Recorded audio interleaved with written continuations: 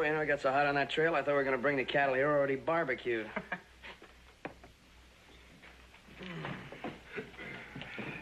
Hey, brother, how'd you make out? Oh, pretty good. $5,000. Hey, 5,000. I was right when he said the people around here were hungry for meat. Little celebration money. Bartender, 2 more of the same. Well, I don't know what I'm going to celebrate in this town. Hey, bartender, what are you doing in this town for celebrating besides getting heat rash and sunstroke, huh? Well, we got a big trial starting up tomorrow. Folks be coming in from miles around. Trial? What's it all about? Obadiah Johnson. He owns a Lucky 7 mine with a fella named Jeb Early. The late Jeb Early, that is. Seems Obadiah up and killed his wife and his partner both. Claimed the partnership was going too far. I'd kind of like to see that trial. How about you, Ed? No, I think I'll just get away for a few days. No people, no cattle. Just peace and quiet. And what do you have in mind? Oh, I think I'll cut east over the mountains, do a little hunting, work my way over to Pyramid Lake, and get in a little fishing, heading home. Come on, you must be out of your mind. That country you're going to go through is 10 times tougher. We just brought the cattle through. Well, what's the matter? Can't take it anymore? No. Well, I'll get some supplies, get a nice hot bath, and then head on out. You ready? I'll go with you as far as the bath is concerned, but jumping out of the frying pan into the fire is my idea of a rest cure. I think I'll just hang around town for a while and take it easy.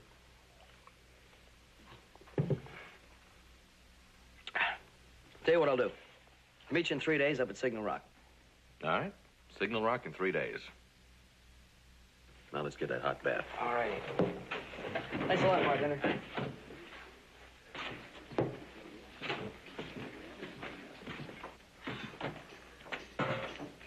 Hey, Fred, where can a fella get a bath in this town? Right over there. Thank you.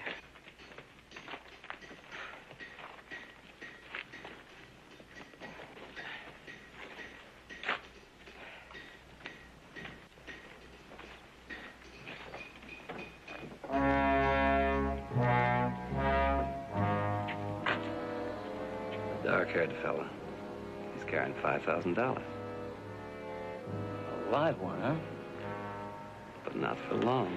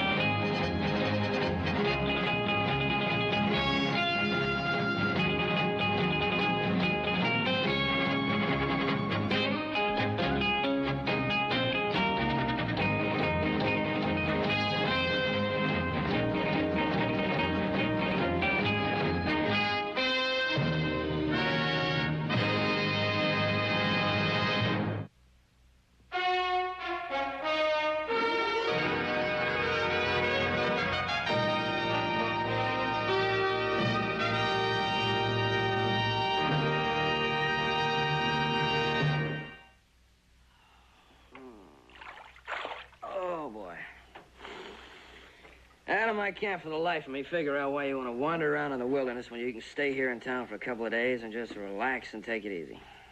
Besides, we can take in that trial together. The cattle buyer told me about the case.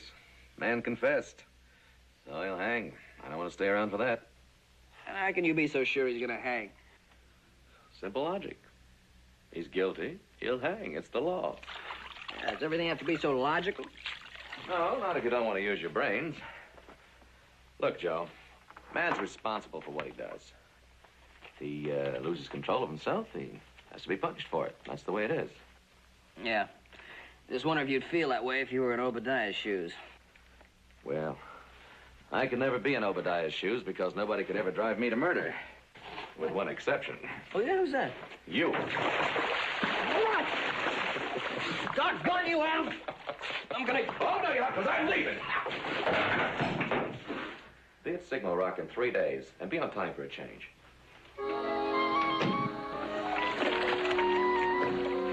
Signal Rock in 3 days.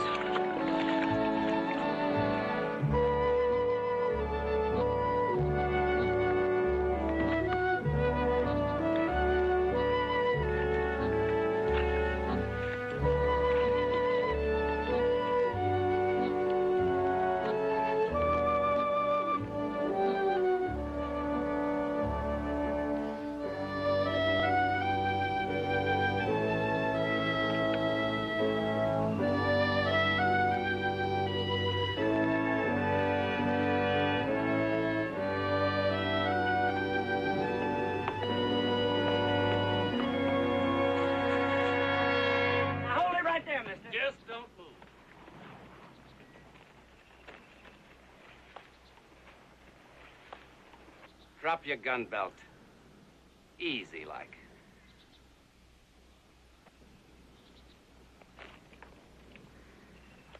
Didn't I see you in Eastgate? Yeah, you did. Been a long trail. Fella sure took your time about making your move. In our line of work, we like privacy. You know what we want. Yeah, I'm intuitive. Yeah, just toss it down here. And no tricks, huh?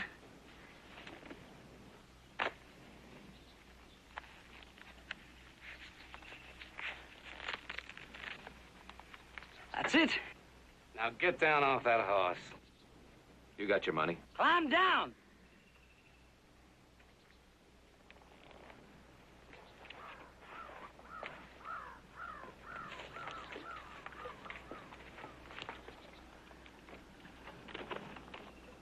We're gonna let you walk out of here.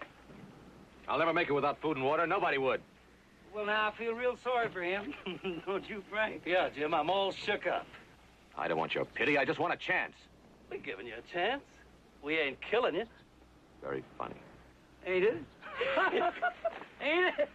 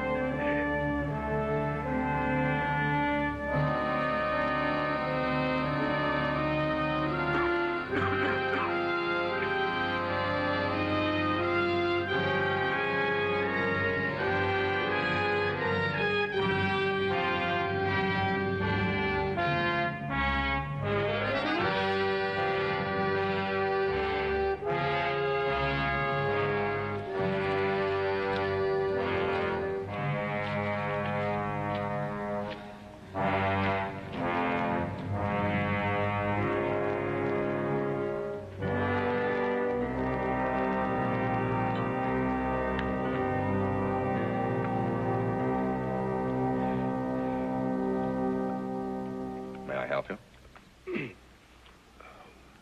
Some water. Oh, excuse me. I couldn't believe my eyes at first seeing a man alone out here on foot in the middle of nowhere.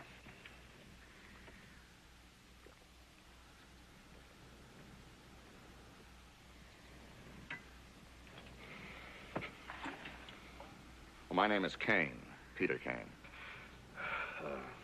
Cartwright.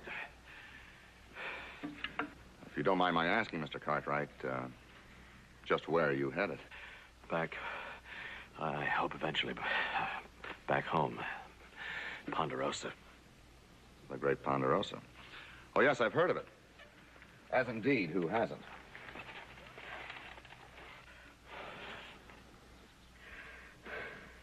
But you'll need food and rest. Won't you accept my humble hospitality? There's nothing humble about hospitality out here, Mr. Kane. Quite true, Mr. Cartwright.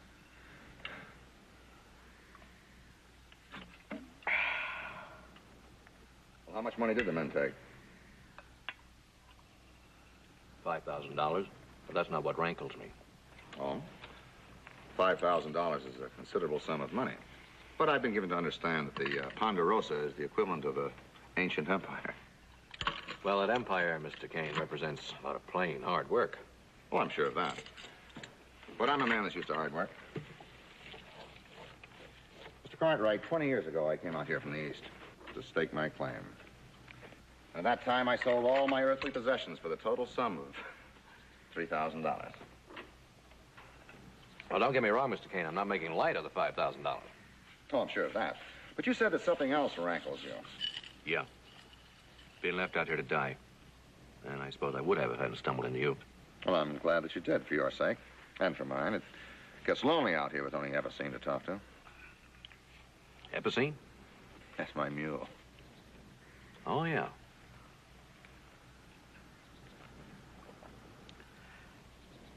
Mr. Kane, I wonder if I might borrow your mule and enough supplies to get back to civilization. I'd see that they were returned to you. Well, what's your hurry? I mean, why don't you stay around a few days and rest? Well, I feel pretty good now. Besides, I'm overdue. Meet my kid brother at Signal Rocks. Signal Rocks? Well, that's better than 30 or 40 miles south of here. Yeah, good long haul on foot. Besides, I want to catch the men that left me out here. And when you catch them, what are you going to do? Kill them? No. I'll let the law take care of them. You're a remarkable man, Mr. Cartwright. To be content with mere legal revenge. I mean, after all, they left you out here to die. It's just a civilized process. Mr. Cartwright, I've found in my life that most men aren't particularly civilized. In fact, I find that men can be driven to do most anything. Oh, yeah. But I'm not one of them. Are you sure, Mr. Cartwright? Who was it who said, know thyself? Exactly. Here, let me show you something.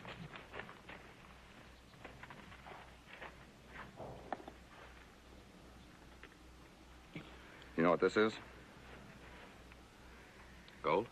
Yes, the gold I've been looking for the past 20 years. You're a lucky man, Mr. Kane.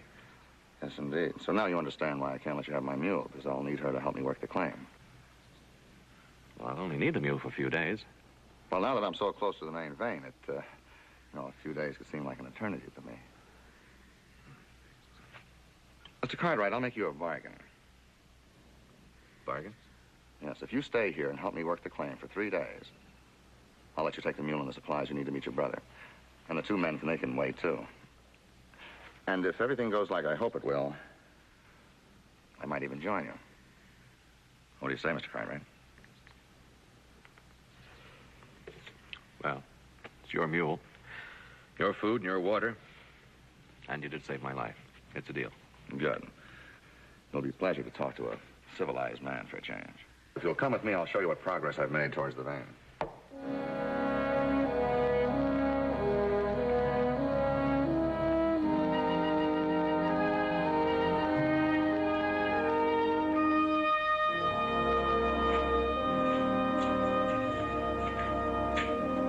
Well, I see you've made considerable progress.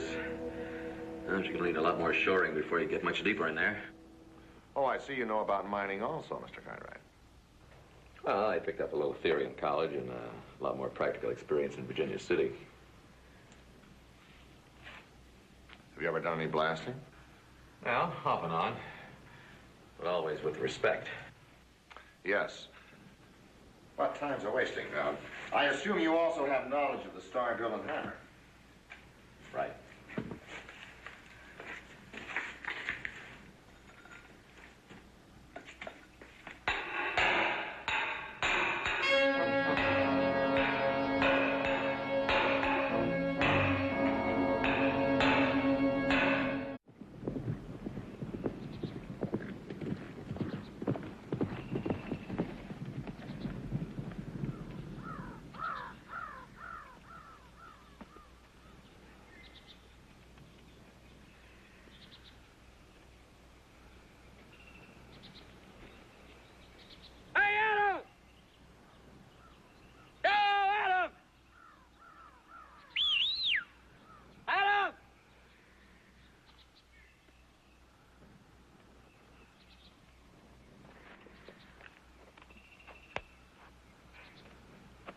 What do you know? Big Brother says be here on time. We get here and he's nowhere in sight.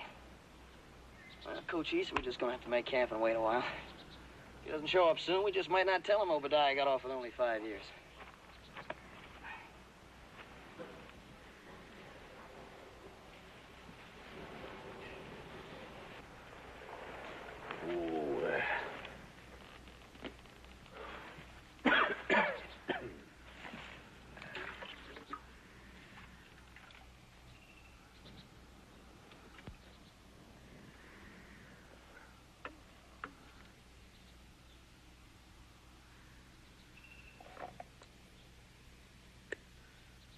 We're not going to need any more of that powder until we get that new shoring in.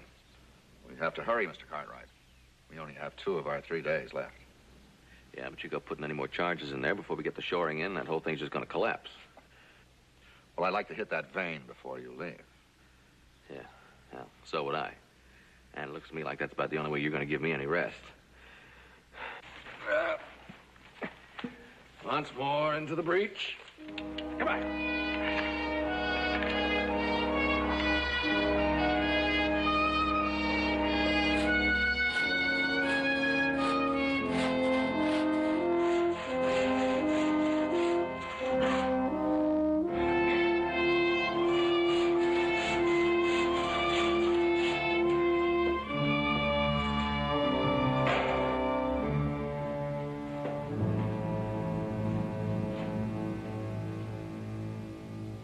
You imagine that?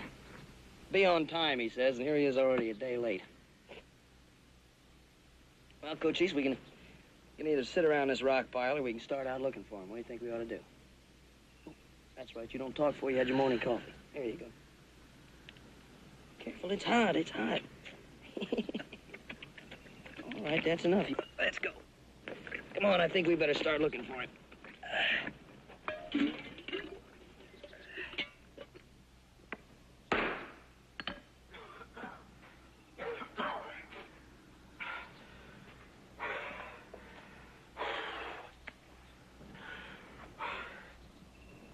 What are you doing out here?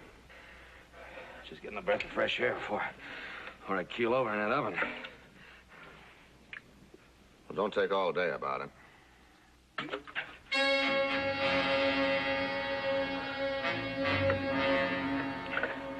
Mr. Kane, for the past 2 days, you have worked me from sunup to sundown without a break. And any time I straighten up for 1 second, you are breathing down my neck, complaining about not wasting time. Well, I thought you were used to hard work, Mr. Cartwright. Isn't that what you told me built the Ponderosa?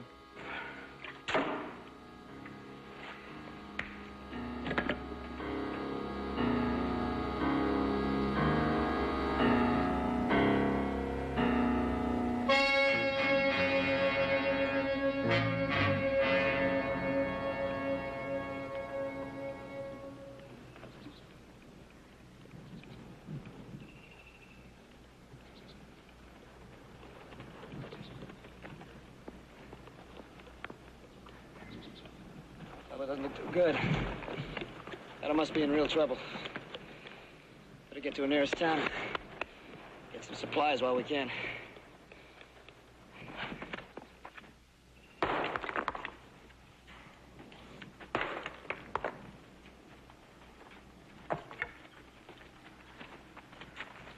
Oh, baby.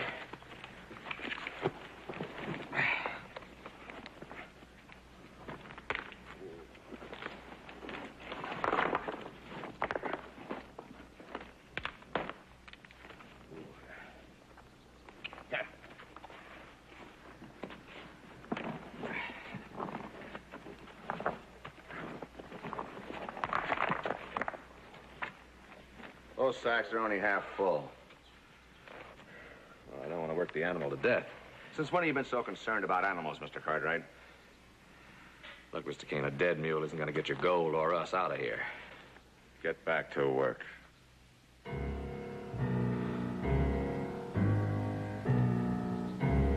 No, thanks, Mr. Kane. My 3 days are up. As of right now. Cartwright! I give the orders around here, now get back to work. We made a bargain, Mr. Kane, and we're going to keep it. The only bargain you're going to keep is to work that mine till I strike it. That mine isn't going to be good for anything but a grave. Now, we don't have enough food and water to stay here and get out alive. We got to leave right now. Come on.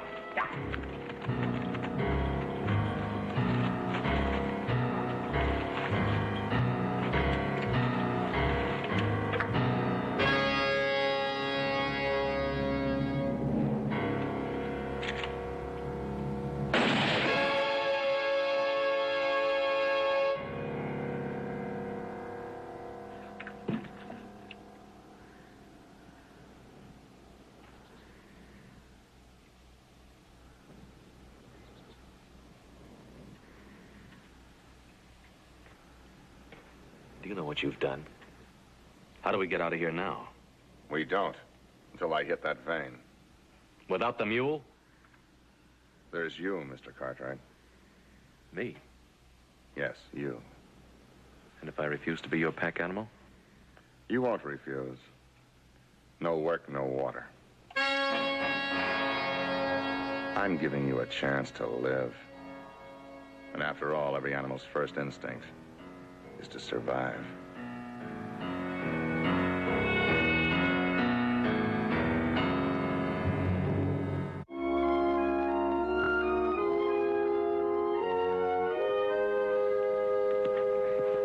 How's it going? Oh, hi, Paul. Yeah? I'm gonna have this down in a minute. Want a drink? Yeah, don't mind if I do. Hey, I found a hole, a fencing by the East Range.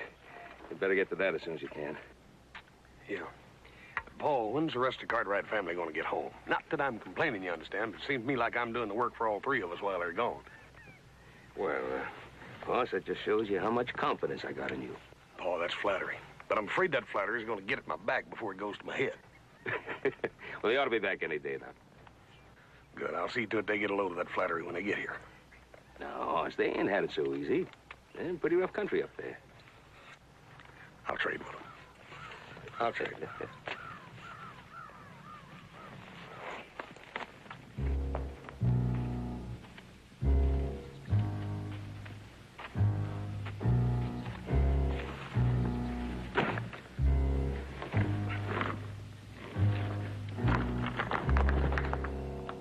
We can stop this foolish cat and mouse game if you give me your word you won't try to escape. And that way, maybe both of us can relax. And there's today's rations. You can take half and serve me the rest.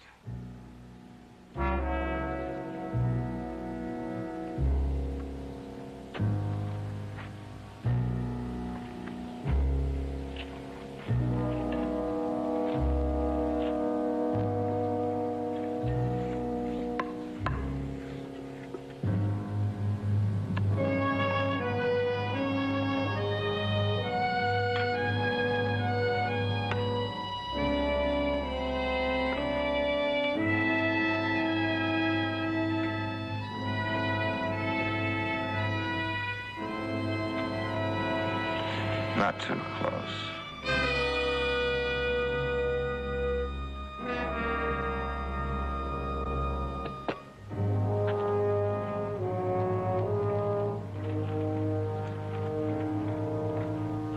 Not there, over there, in the sun.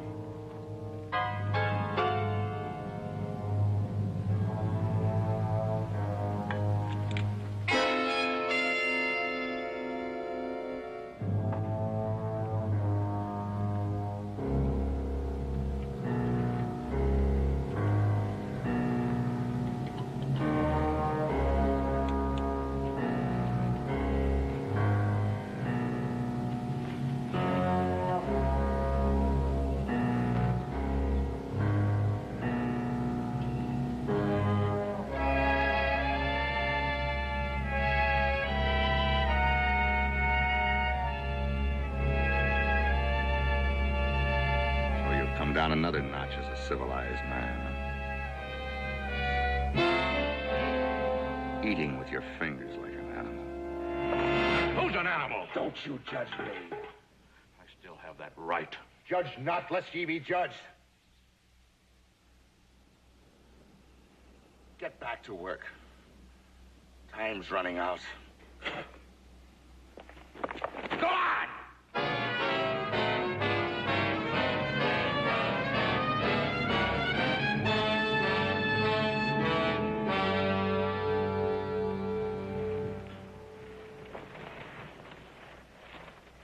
afraid you're right, son. That horse has got a split hoof. Yeah. Gonna be able to ride him for a while. That's right. But you're welcome to stay here if you want. Thanks, I gotta push on. You got a horse I can use? Yeah. But, son, I'd advise you to stay here tonight. Because the next town to Salt Flats is a mighty long haul from here. Well, I'm not going to Salt Flats. I'm heading south. Oh, mister, there ain't nothing out there but sand and mountains and dry bones. What about that horse you said I could use? Okay, I'll get him.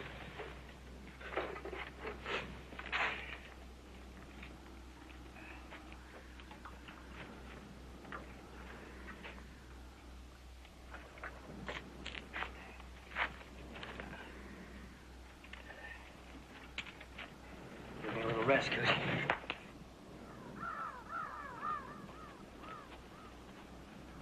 Well, here he is, mister. Real fine animal.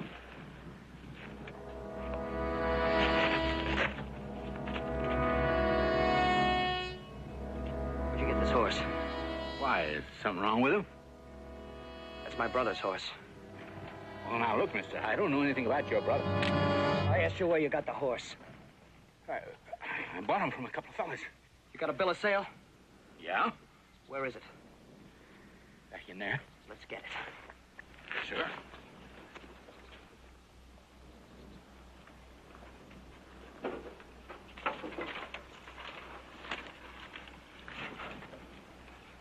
There it is.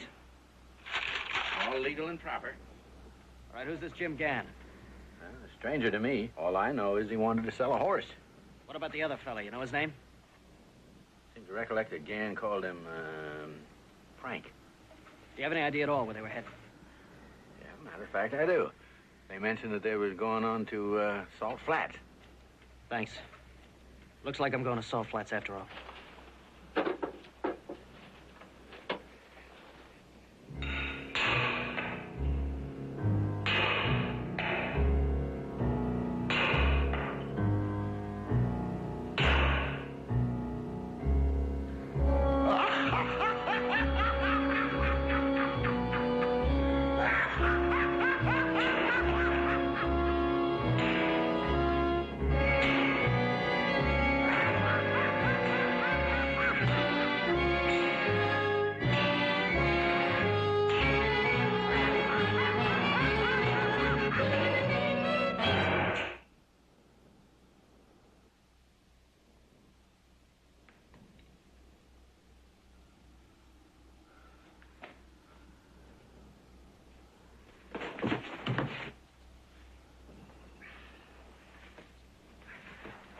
Cartwright.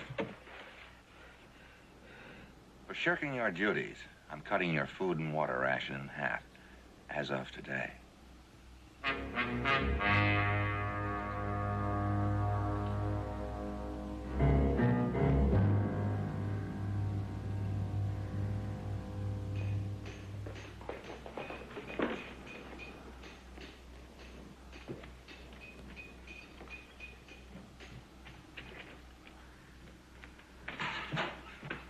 Sheriff.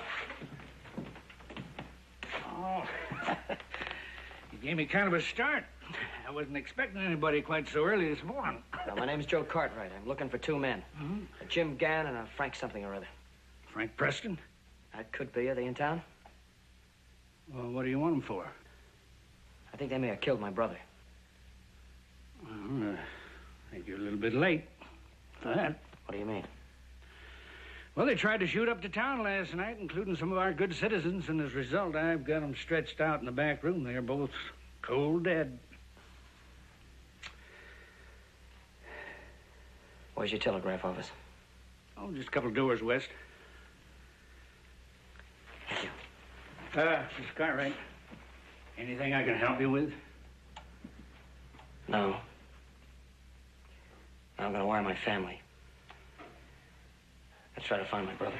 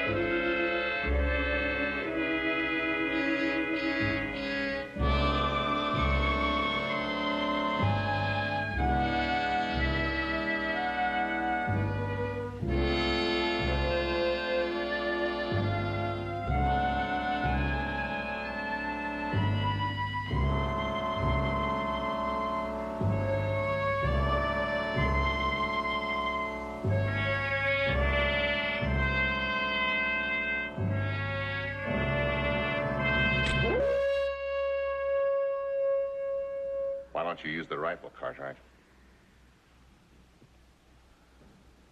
Not ready to kill yet. I don't want to kill you, Kane. I just want to get away from you. You can't escape me, Cartwright. Or yourself.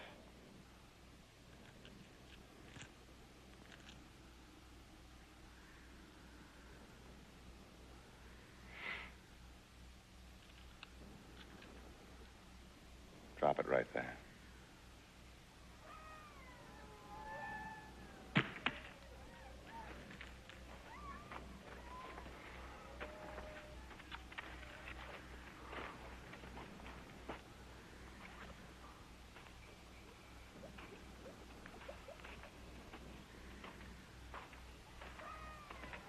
Not there on the stool.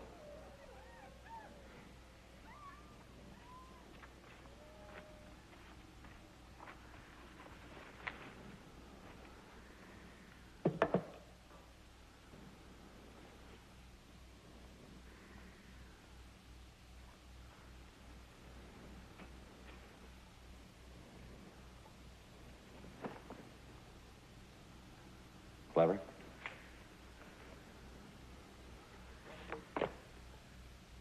I use these ropes to hobble my mule. They'll do fine for you. Unfortunately, I'll have to tie you up every night now. You have proven yourself unworthy of trust. Therefore, you must be treated like an animal. Tie your feet securely. I'll check it.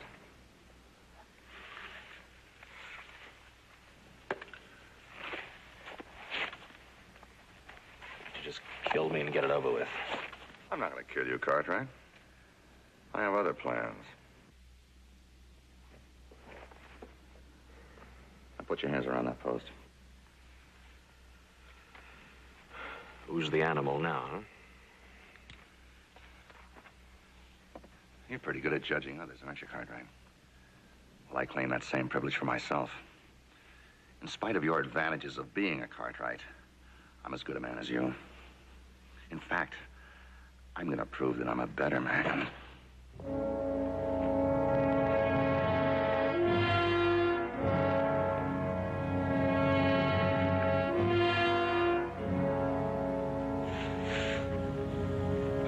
Sam. We ran out of the last of the water and food today. So now the real test begins.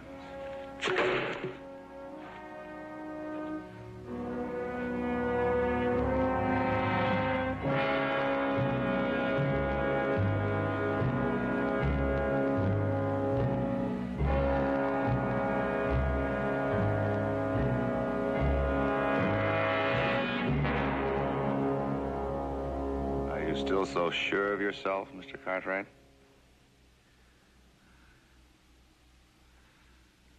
Don't you want to kill me yet?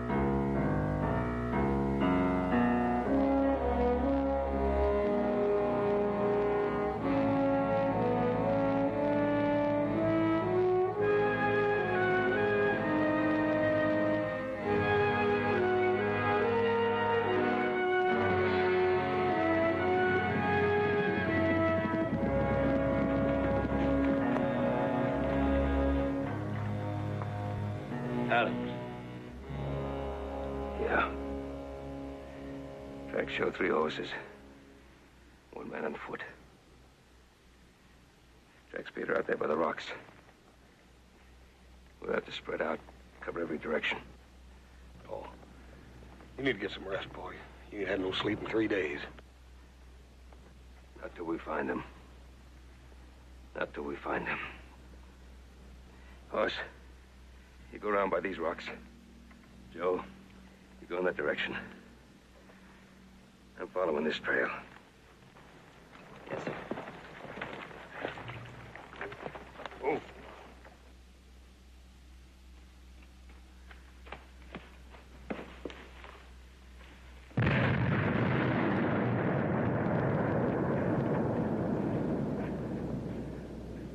Now, that's it, Kane.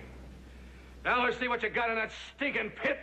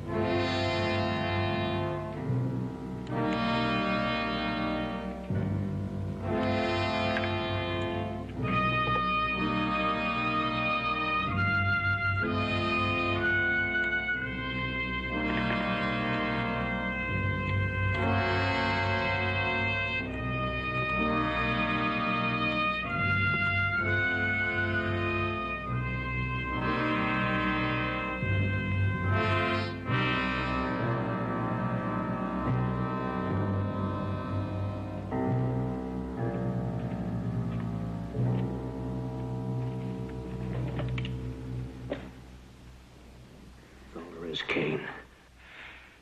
Just rocks. There's no vein in there. I know, Cartwright. I've known for some time. Then why? Why all this? When I realized that this wouldn't be my strike either, just another failure like all the rest, I knew that my time was up. I'd run out of everything. I never had the brakes like you, Cartwright. You wouldn't know what to do with them if you had them. You still think you're a better man than I am, don't you? That's right. Well, I'm going to prove it's the other way around. I claim that you can be driven to kill like anyone else.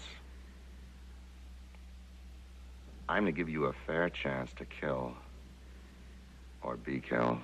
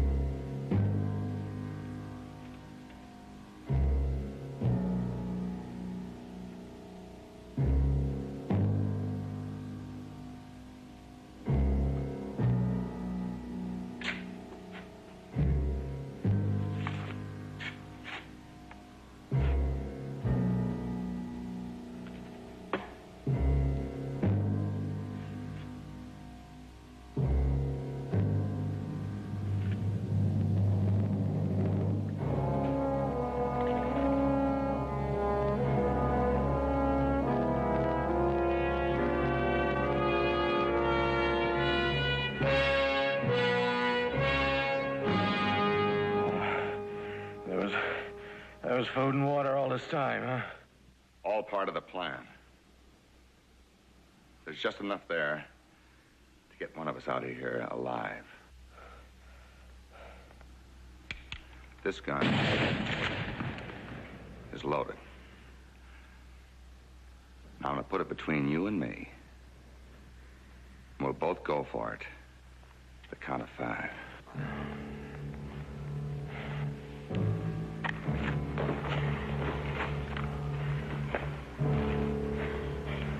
1, 2.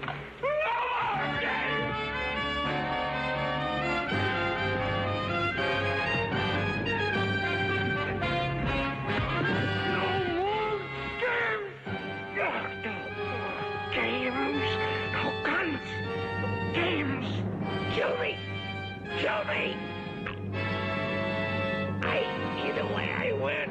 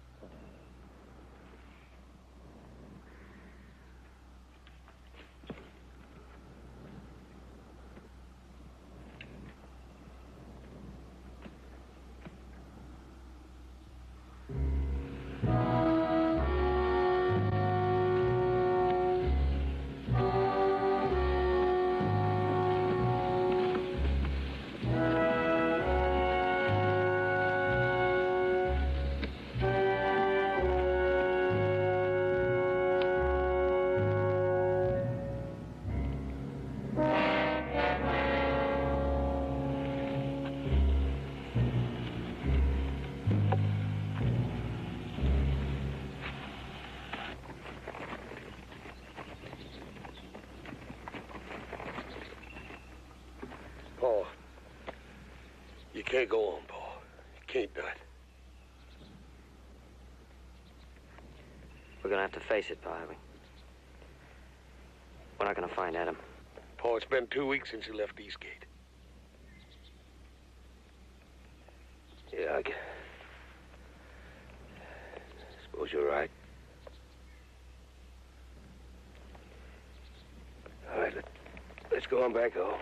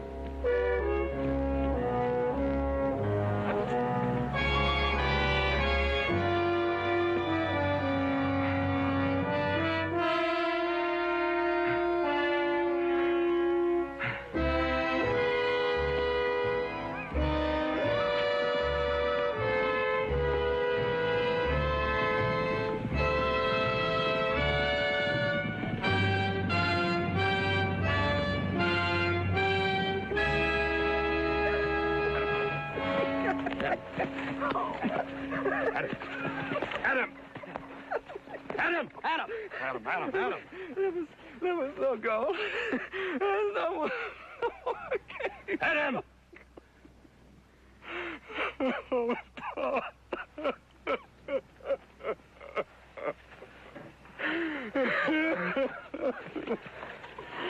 He was dragging a dead man, Paul. He's been through some kind of hell.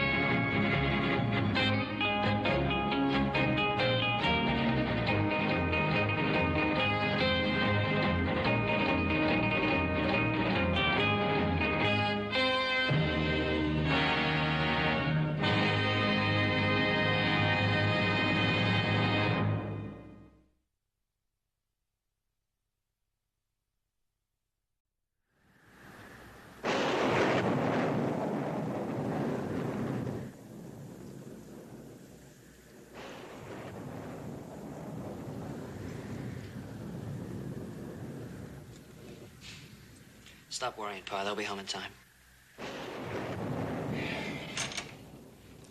Pretty rough weather out there. Wonder if that coffee's still hot.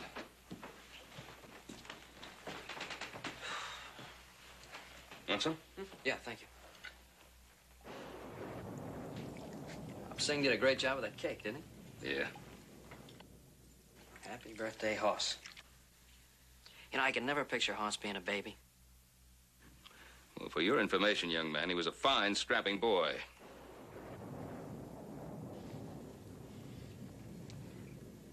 Look, if you're going to worry about him, I'll go out and look for him. Oh, I'm not worried. They'll be here. They'll be here. Why don't you go upstairs and rest? You must be tired. Yeah, and what are you going to do? I got plenty to keep me busy down here. You're not just going to sit here and worry, are you? No. Go on. All right. I'll be reading in my room. Take your coffee with you. Yes, sir.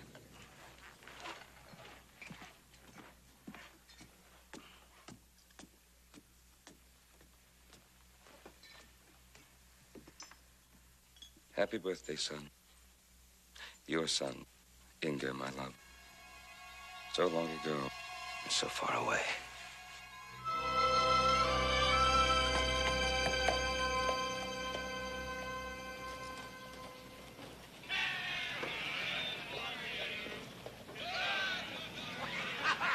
If I was a cassowary from the plains of Timbuktu, what would you do? What would you do? I'd lay some eggs all filled with whiskey and get drunk as a kangaroo. Good for you. Good for you. Oh, if I was a tavern keeper from the Sangamon Valley so blue, what would you do? What would you do? I'd line the pretty girls up on Main Street and kiss the ones dressed in calico. Good for you. Good for you.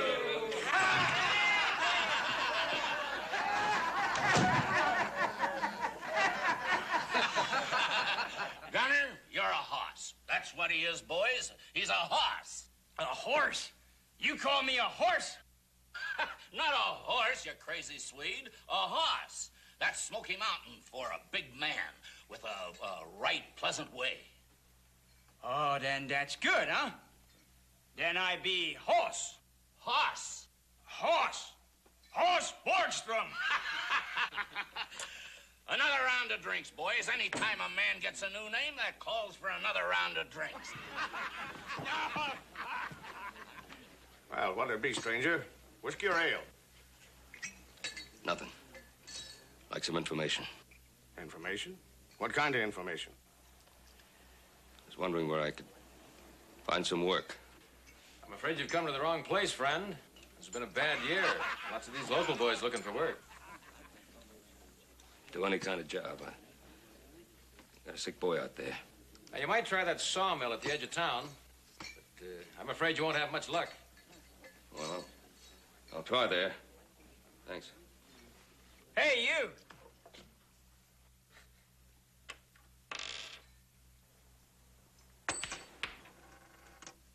Maybe that'll help you get out of town, huh? Hey! Isn't that enough?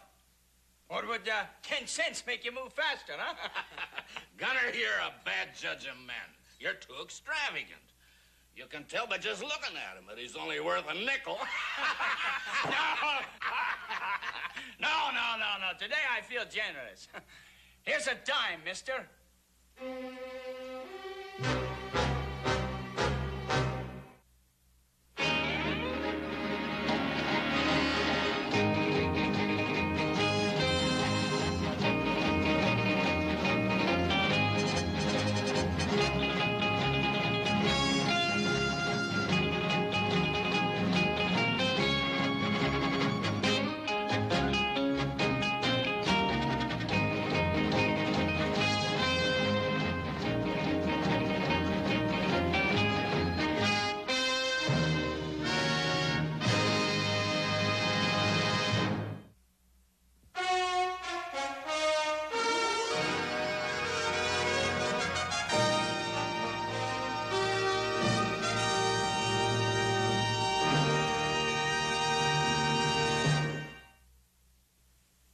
Come and get it.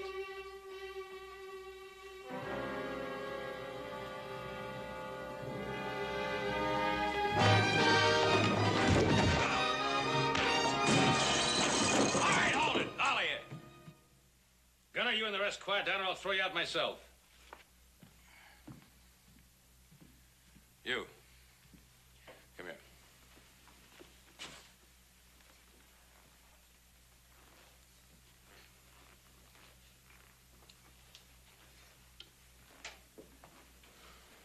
Well, you handled yourself pretty well.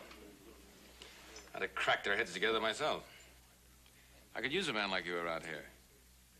Do odd jobs, clean up, occasionally throw somebody out. I'll pay you $1 a day in food. How about it? When do you want me to start? That's up to you. I'll be back. Oh, just a minute. You can probably use this. I'll be back.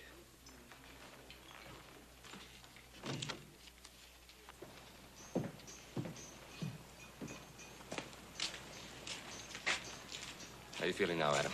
My head still hurts, Pa, but I'm getting hungry. Well, that's a good sign. That shows you're getting better. Pa, are we gonna eat soon? Yeah, son, yeah. Yeah, I'll go get something to eat. I'll be right back.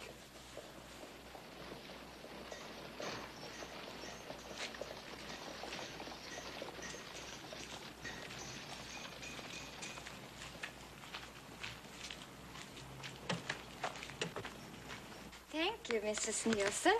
I hope your daughter likes the fabric. Good afternoon. Can I help you? Yes, some milk and bread. You have a container for the milk? No? Oh, it's all right. I'll loan you one. You can return it later. I have not seen you before. You must be a stranger in town. Yes, would you happen to know of a room that I could rent? Cheap, where they don't object to children? So, you have children. A 5-year-old boy. And your wife, she is with you? Now, my boy and I are alone. Well, there is a Mrs. Miller who has a boarding house across the street. It's not very elegant, but it's clean, and I'm sure she won't object to a little boy of 5. How much will that be? 10 cents should do it.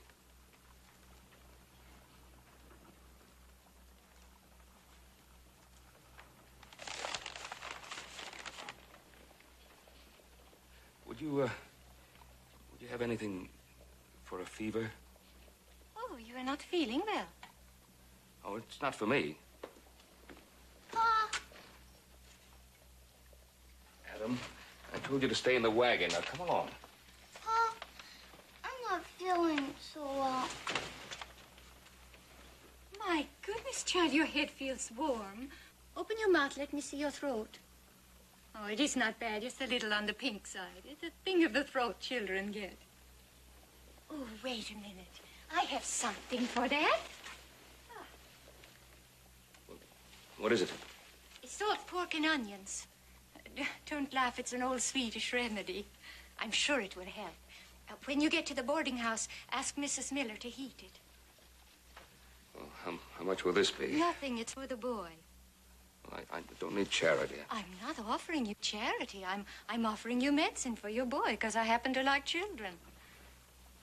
Goodbye, Adam. I hope you feel better. Thank you, ma'am.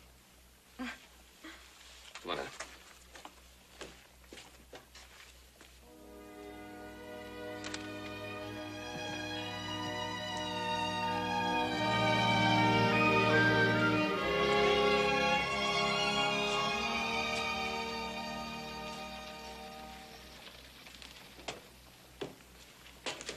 Good afternoon, Inger.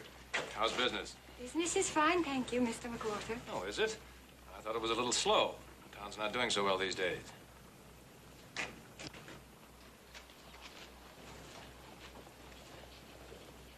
Oh, he's just some drifter. I gave him a job cleaning out the stable. Oh, well, let's hope he does a good job of it then. Now, When am I going to get my answer? I gave you your answer, Mr. McWhorter. I'm not ready to get married yet. Come now, Inger. You're not going to keep me waiting forever, are you? Well, I'm sorry if you object to waiting. Well, I don't mind waiting for something I want. You do believe in getting what you're after, don't you? Well, I always have. At least I have up till now.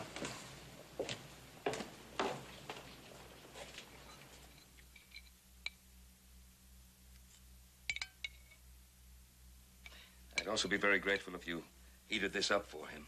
Oh, the poor little boy. Of course. You can come down for it in just a few moments. Thank you, Mrs. Miller.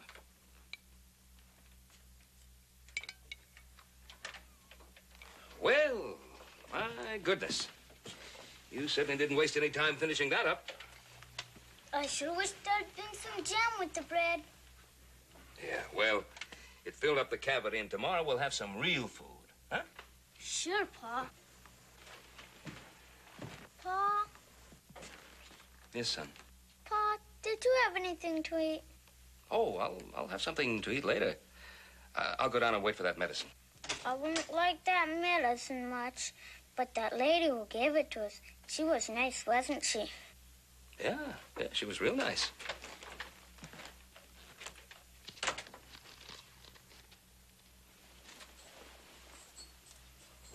Again, Gunnar. You are always emptying it, little brother, but you never help to fill it. I have the right. Our father left the store to both of us. And he expected both of us to run it.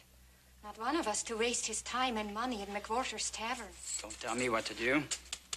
I'm not made out for a storekeeper. What are you made for, Gunnar? To drink, to play cards, to spend your time with your friends talking of going off to gold mines? I'm old enough not to take orders from my sister. I will do as I want. Please, Gunnar, you are wasting your life doing as you want. We could make a success of the store if you would work in it. I will not work in it. I told you I was cut out for other things. If you would only marry McWhorter, I could sell this stupid store.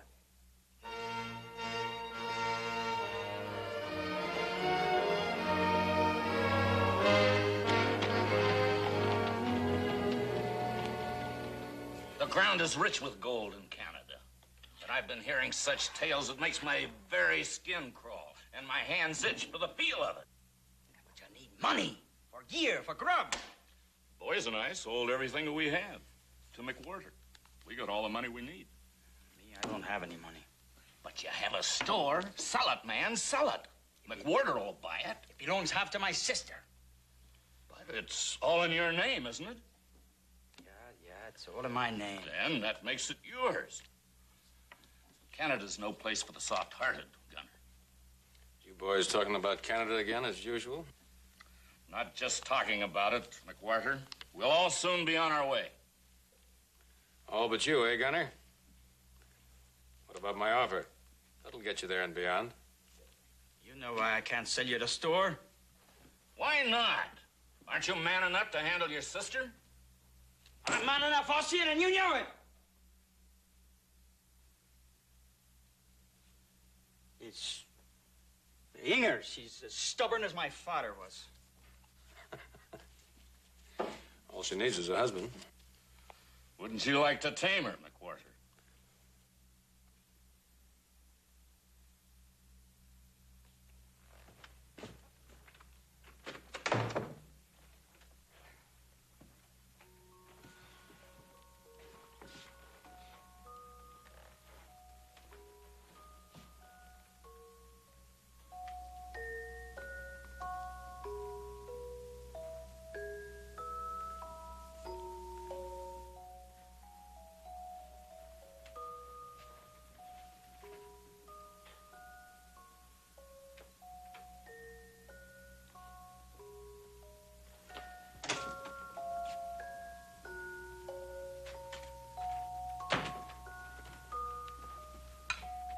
He asked me if he could play it. I said it was all right.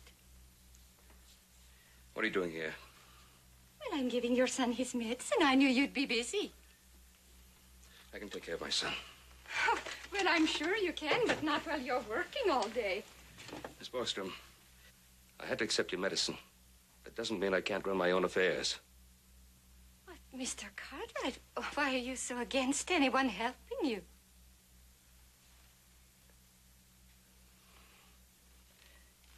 Adam, I don't ever want you to play this again. Do you understand?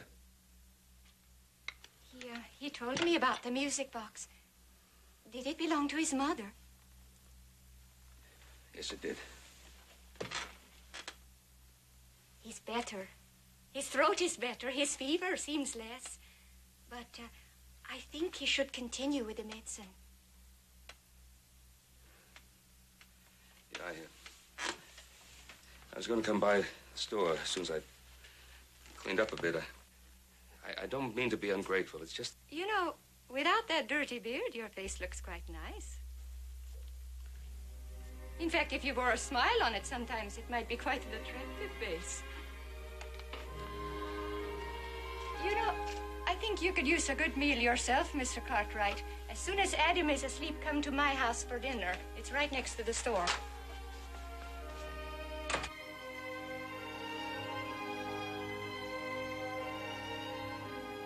You know, Pa, she's a real nice... I know, son. She's a real nice lady. Well, young fella, let's finish up this medicine. Here we are.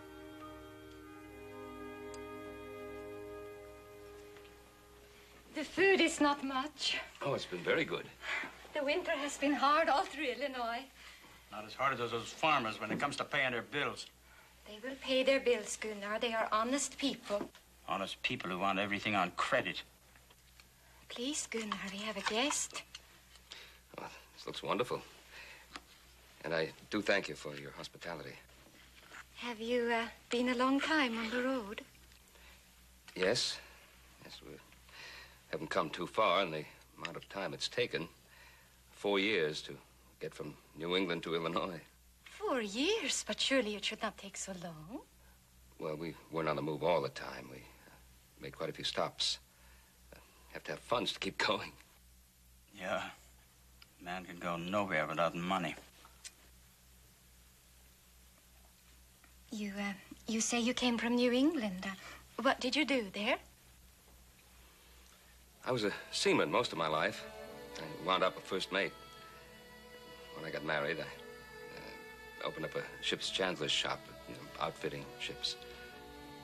And when my wife died, my boy and I set out to build a new life. Why didn't you go back to sea? There's a life for a man. It's pretty hard to raise a boy when you're off at sea most of the time. I'd always had a dream about the West.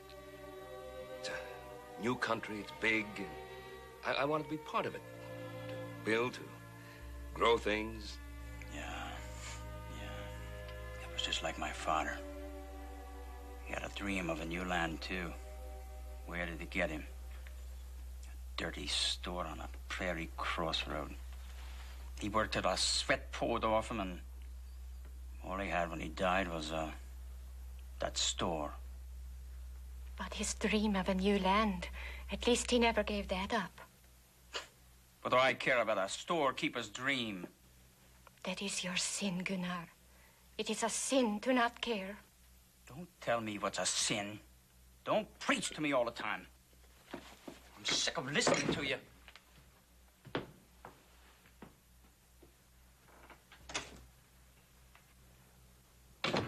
I'm sorry, Mr. Cartwright. This was no way to treat a guest. It's been a wonderful evening. I haven't enjoyed one like this for such a long time. But I really should be going. I left Adam with Mrs. Miller. I hope we will be friends. Thank you. Good night, Miss Borgstrom. Good night, Mr. Cartwright.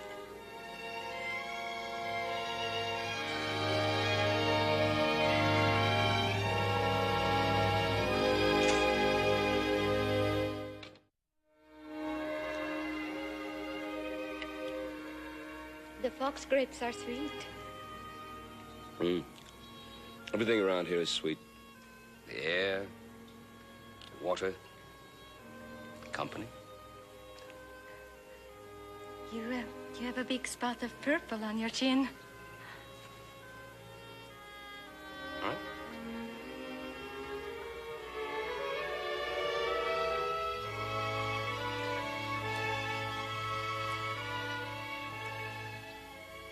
What are you looking at? There's so many places I might have passed through on my way west. I might have missed you. Well, I am a very large peasant woman, Ben. It would be hard to miss me. You're a very beautiful peasant woman. Oh, nay, my nose is too long and my hands are rough. Fishing for compliments. Well, I hope I do better with those than with the catfish. Oh, you leave those to Adam. He's a pretty good fisherman. He's a fine boy, Ben. Yes. It was nice of you to ask us to share a picnic with you. Well, it's Sunday, isn't it? A man deserves a rest after a long week's work.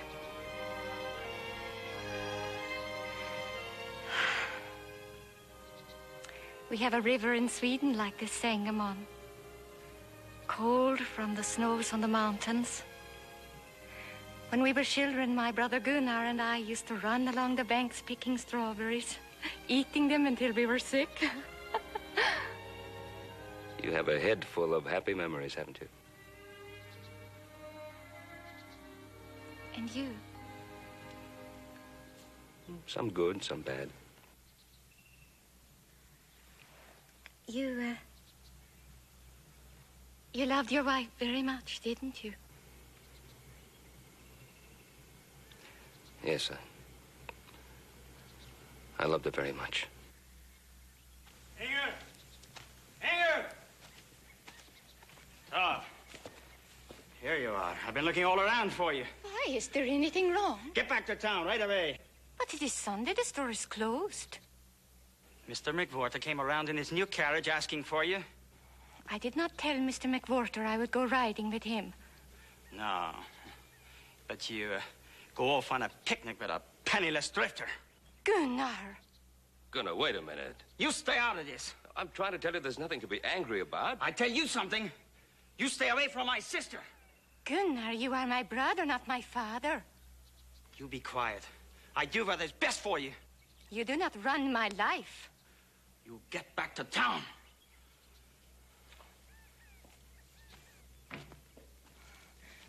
Oh, Ben, I'm sorry. He's young and unhappy. And very angry with me.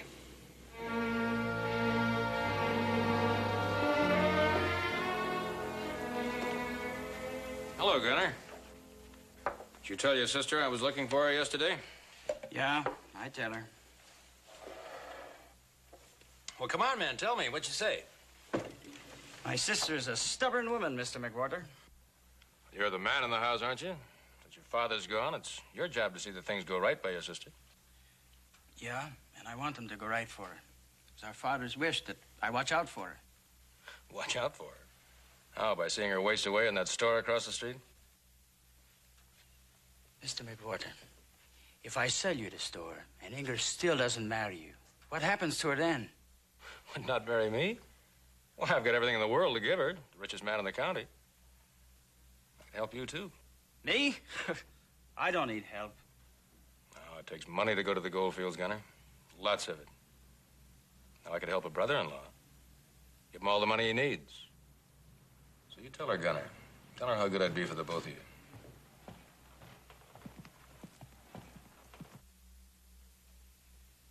Then you'd be better off without that stranger around. Stranger? That man you have working for you.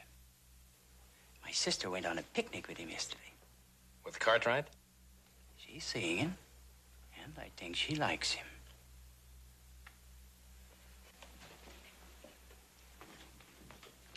Cartwright, I want to talk to you. Yes, Mr. McWhorter? It's about Inger Borgstrom. Yes? I'm going to marry her. I didn't know. She didn't tell me anything about that. And I don't want some shiftless drifter hanging around her. When Miss Borgstrom tells me that... I'm telling you. And here's something else I'm telling you. There's no place in this town for you. You mean I'm fired? That's exactly what it means.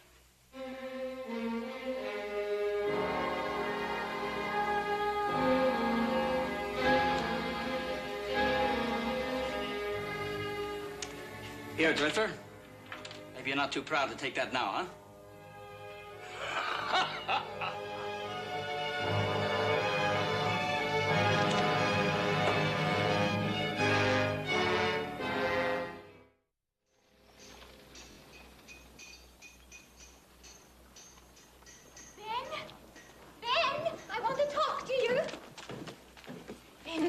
The least you can do is listen to me. Why? So you can tell me you're going to marry McWhorter? Marry McWhorter? Who told you that ridiculous story? McWhorter did, just before he fired me. And you believed him? Why shouldn't I? Is that why you're moving again? Did you hear me, Ben? There's nothing for me in this town. There's no future here. So what will you do? Go glowering through the world the rest of your life? What becomes of Adam? He'll be all right. I'll take care of him. Can you? Ben, listen to me. How much longer can you go on drifting this way, running away from your memory of Elizabeth? She has nothing to do with it. She dwells over your head like a cloud. She's in your voice, in your heart. Well, she's dead, Ben. You can't carry her with you for the rest of your life. It's my life. It's my business. I have a better answer than that. A simple solution.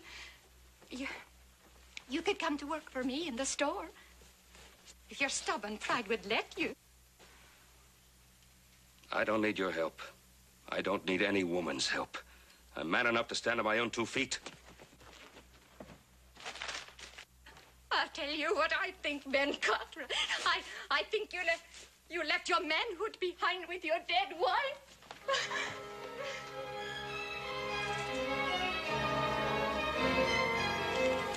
Pa, why did she run away? I don't know, son.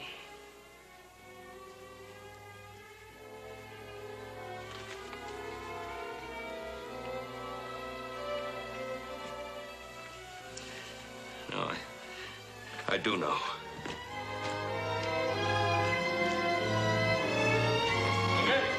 Hey, you're waiting.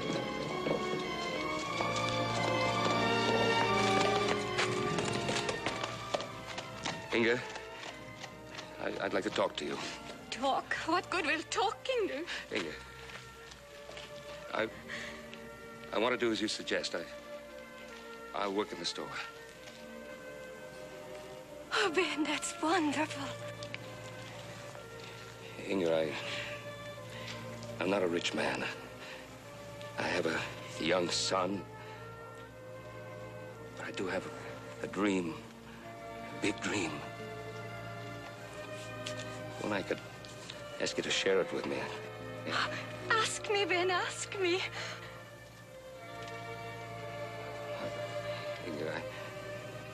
Inga? Yes, Ben, I will marry you.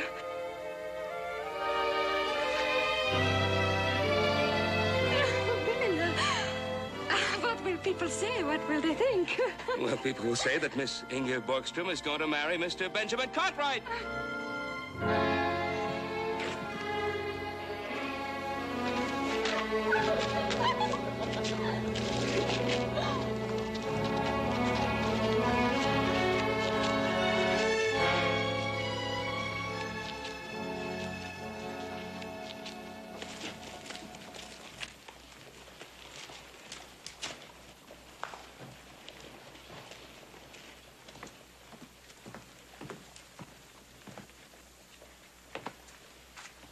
There are no more customers, Ben, so I'm going home to fix supper. Would you pick Adam up at Mrs. Miller's? Yes, I will. I'll bring him along with me. Hurry, I'm an impatient woman. Oh, Ben, would you mind very much seeing if Gunnar would come to supper? He has not eaten with us for days. Inga, do you think Gunnar resents Adam and me eating with you all the time? I think he resents me working here, and I know he resents me loving you. Don't be angry with him, Ben. He is my brother, and I do love him, even though he is young and sulks. All right, I'll try to bring him along. Oh, but don't have an argument with him if he does not want to come. Well, I'll be as gentle as a lamb.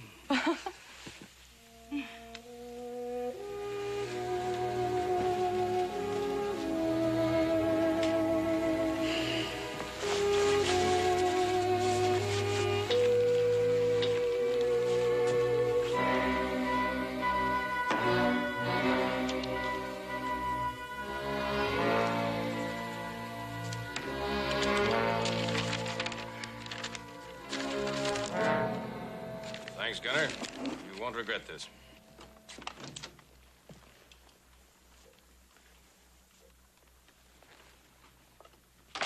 Gunnar?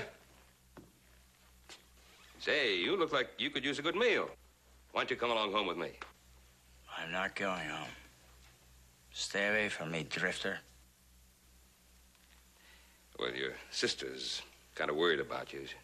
She'd like you especially to come home tonight. I told you I'm not going home. I'm going to the gold fields. Well, of course you're going to the gold fields, Gunnar. But you're not going tonight. He's telling the truth, Cartwright. And I have the money, too. We just made a business deal. That's right. A business deal. I sold him the store. You what? You had no right. Me had every right. His father left the deed in his name. I kept it in my safe. Now I own the shop. You did this to your sister. How could you? You get half the money. For years, your sister supports you, and you do this. Don't preach to me. Leave me alone. You give him back that money and get back the deed. Maybe without the store, he won't be so anxious to marry your sister, eh, Gunnar? McBorder, you're right. You don't want my sister. You just want the store. Gunnar! Gunnar!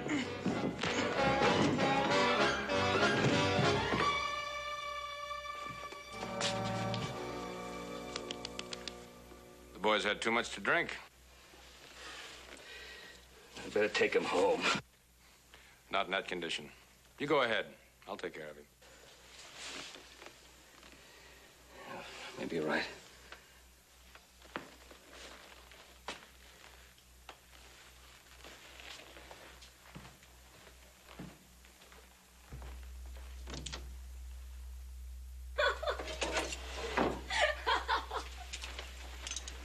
You don't seem to understand.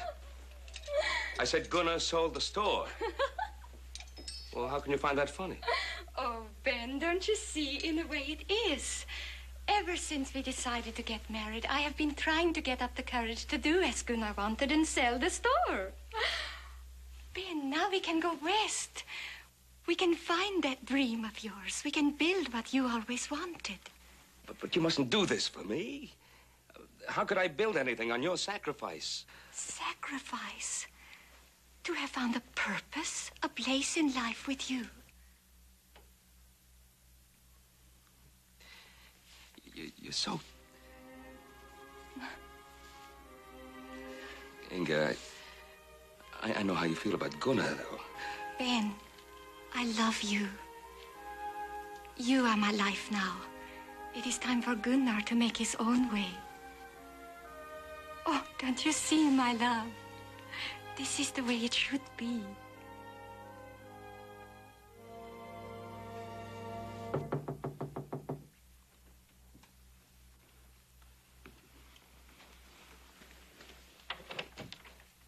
Oh, doctor, come in. What is it? I have your brother here, Miss Borgstrom. I'm afraid he's badly hurt.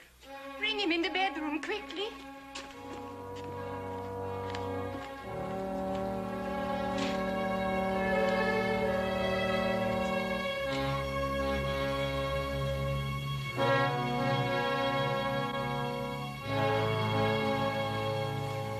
How badly hurt is he? You should know, Cartwright. When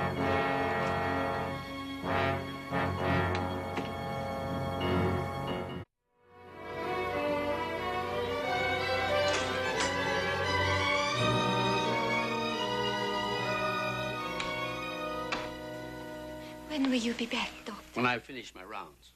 And what can I do meanwhile? Well, not very much, I'm afraid. Just keep him quiet. You know, with a fractured skull, we can't tell when he'll regain consciousness. But I'll be back.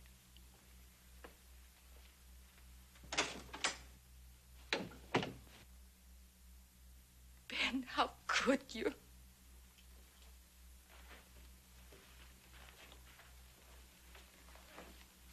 I don't understand. You fought with him, didn't you? The doctor says you almost killed him. I hit him, yes. You hit him. Ben, I thought the anger was gone. I thought when you said you loved me, the anger would go. I didn't hit him in anger. I didn't hit him that hard. And now he is lying in that room and he may be dying. Inga, please. Ben, don't. Please go. There's something terribly wrong here. You must believe me.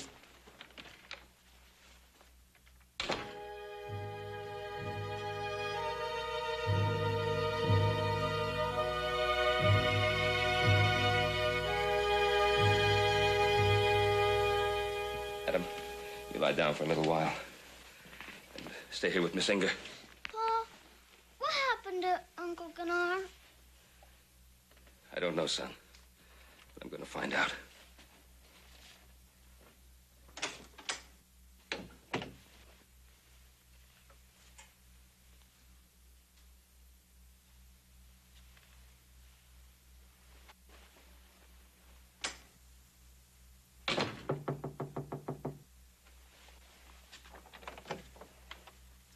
Good evening, Miss Borgstrom. Oh, yes, Constable? Mr. McWhorter told me what happened to your brother. It's a terrible thing. How is Gunnar? We don't know yet. I'm sorry to be bothering you, but I thought the sooner you preferred charges, the sooner I could arrest that man. Cartwright is his name, isn't it? Yes, that is his name.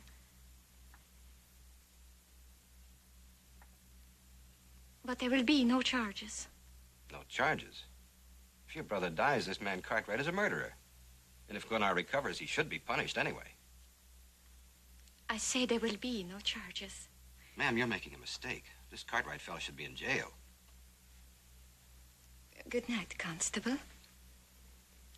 Good night, ma'am. Miss Singer? Yes, Adam? Miss Singer? That man, he said my pa should be in jail. Is my pa bad? Poor darling. No, he is not bad. He may get angry and do a bad thing. But no, Adam, he is not bad.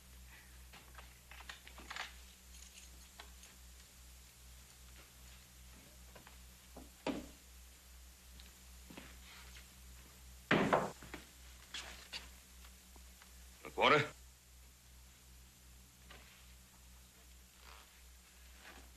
What did you do to Gunnar after I left? Well, I sent for the doctor and they took him home. Now, Gunnar wasn't hurt, not as he is now, when I left him here. You listen to me, Cartwright. If you had any sense, you'd get out of town before they pick you up. I'll get out of town after I find out the truth. Well, what do you want me to do about it? I want you to tell Inga what happened. Get your hands off me. McWhorter, I want you to tell Inga what happened.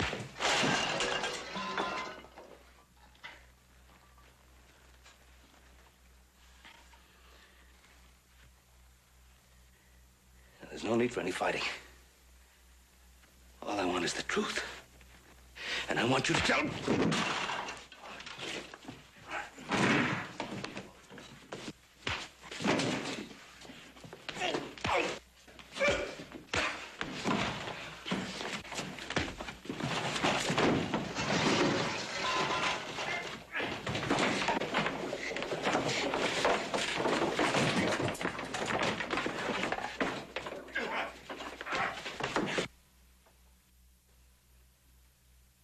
Miss Singer,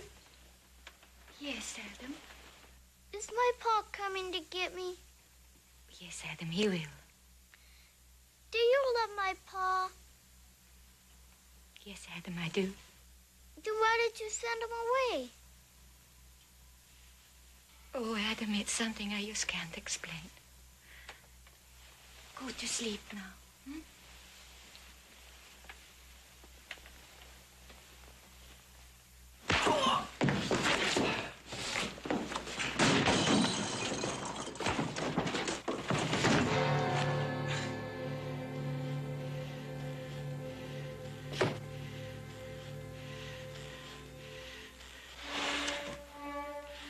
Now, what happened to Gunnar? I'll tell you nothing.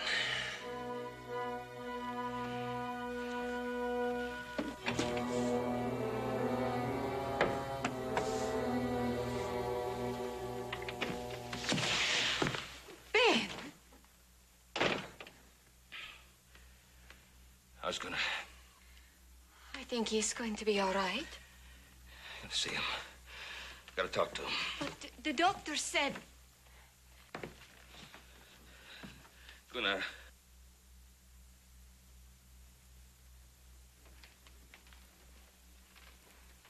Gunnar.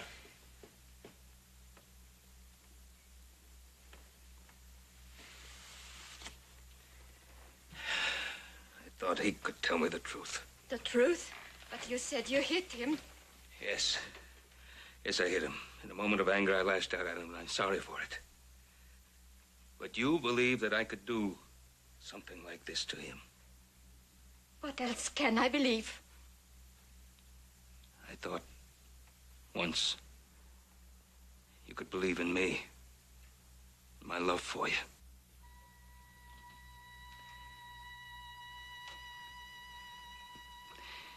You hit a man and love is lost. Nothing to be done, nothing. Oh, Ben, I want to believe you. Help me, Ben. Not if you'll always have doubts about me. Either you love me with all your heart, or there's no love at all. Oh, what shall I do? What shall I do?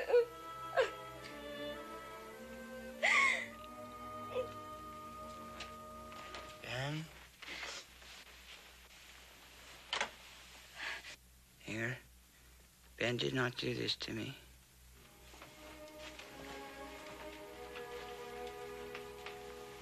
Gunnar, what happened after I left? I remember falling to the floor. After you left, I started to get up. And something hit me on the head. That's the last I remember. McWhorter. It must have been McWhorter. He was the only one there. Yeah. But he'll never admit it. Ben, does he have to admit it? If he doesn't, how will you ever know the truth? You just told me, Ben. You said if one loves, one must love with all one's heart. I do, Ben. I do love you with all my heart. Oh.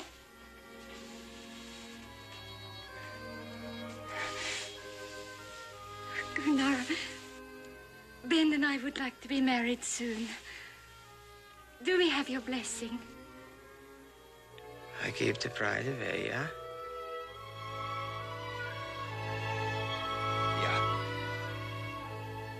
Just you take care of my sister. I'll take care of my wife, and that will take care of your sister. I hope you find what you're looking for.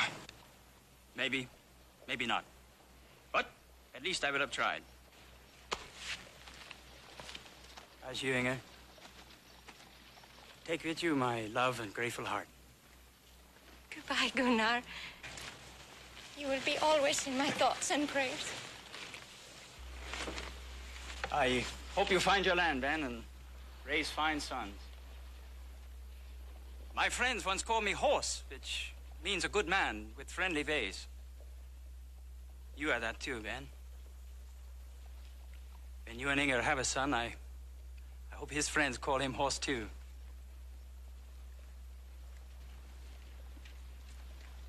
Goodbye, Adam. You take good care of them, huh? Goodbye, Uncle Gunnar.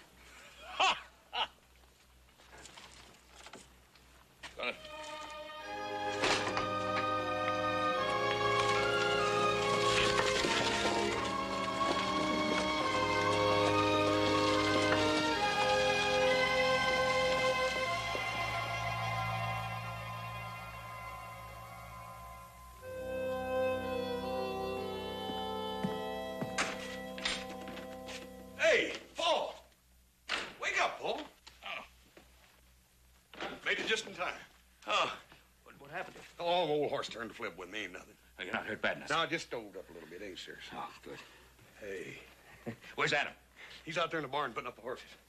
Doggone, Paul. Looks good, don't it? Sure is pretty. Hey, you're not gonna cut that cake without me, are you? Hey, happy birthday, brother. What happened to your arm? No, I just stove it up a little bit, hurrying home for this cake.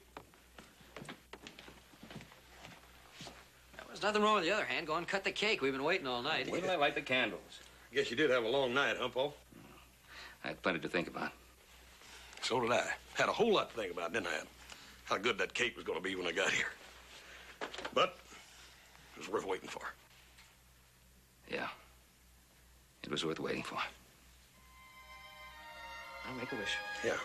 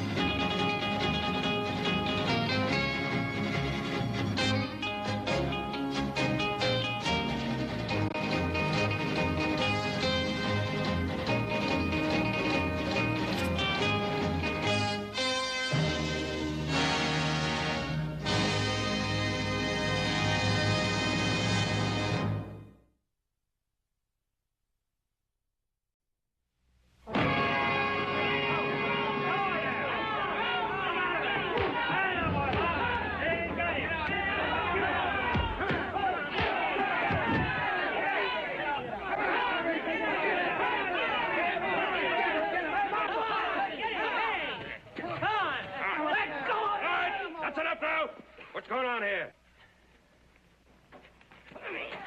Thanks for breaking it up, Ben. All right, go on now. On your way. About your business. Go on, all of you.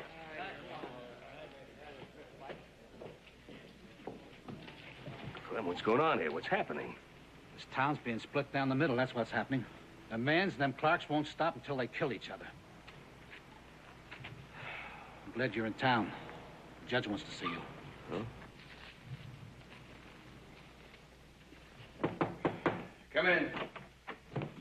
Well, George, how's his honor the judge? Fine, thank you, Ben. How are things up at the Ponderosa? Well, not too bad, not too bad. I've been wanting to get in touch with you. Yeah, Clem said something about you wanted to talk to me about the silly feud between the Mains and the Clarks. Oh, now, wait a minute, Ben. It's not so silly. Huh? It's gotten to the point where everybody in town's caught between them. And what's more important, it's reached a state of potential violence where innocent people can get hurt. Well, Clem, you've got all the authority you need to handle the situation. When the Mans and the Clarks start knocking each other around, there isn't a thing I can do. One of them comes in with a busted nose, and I say, what happened? He said, I fell off the barn. With Sheriff Comfrey out of town, they don't listen so good to a deputy. Oh, come on now. You're not going to let them get away with that so easily, are you? Can't you arrest them for disorderly conduct or fine them for disturbing the peace? There are all kinds of things you can do. We can go on making small official acts that won't really stop the trouble. Or we can allow the violence to erupt into killings on both sides and then punish the offenders. But best of all, we can try, with the aid of men of goodwill, to prevent murder before it can happen. Now, Ben, the judge here has appointed a committee of townspeople to tackle the problem, to go and talk to the Mans and the Clarks. It's a good idea. You were elected spokesman, unanimous. Me? And why would people think that I'm so deserving of such a dubious honor? Because you're impartial, Ben. Because both the Mayans and the Clarks respect you. I can't accept this kind of responsibility. And you're not going to flatter me into taking it on by using words like impartial and respect and words like... besides, I'm too busy. I got a ranch to run. All right. If that's the way you feel about it, I guess there's no law can make you do it. Oh, I guess there is no law can make me do it.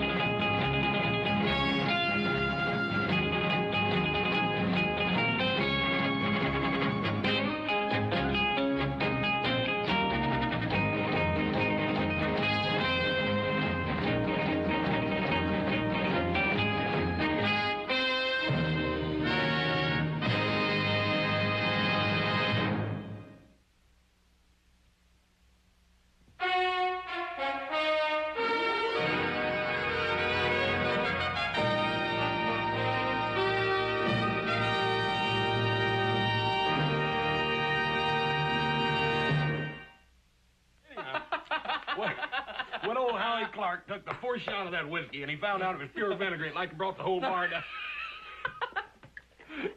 You know, I've been hearing about this feud between the Mayans and the Clarks for months now, but I still don't know how it got started. Well, it started when young Jim Clark up and married Carolyn Mayan, and they had twins. That started the feud? Well, not until they up and took the twins and moved east.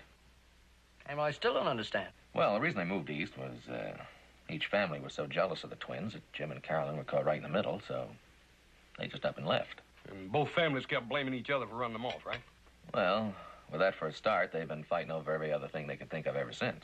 Is it necessary for you boys to continue this conversation about the Mayans and the Clark? Is it absolutely necessary?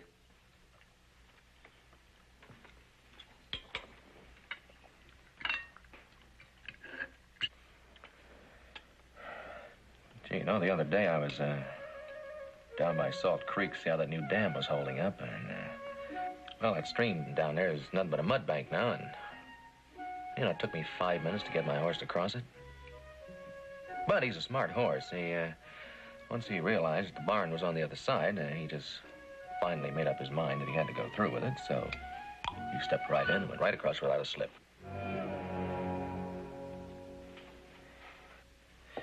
I spent a small fortune educating my oldest son, and he entertains me with old-fashioned homilies.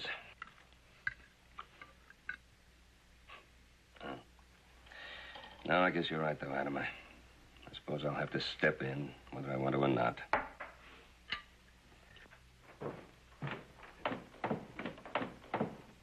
Horse? Coming, Paul. Paul, why has it always got to be me? How come you don't take little Joe? Now, you were so all fine anxious to get me into this thing, right? I figure you should each have a chance to try to help.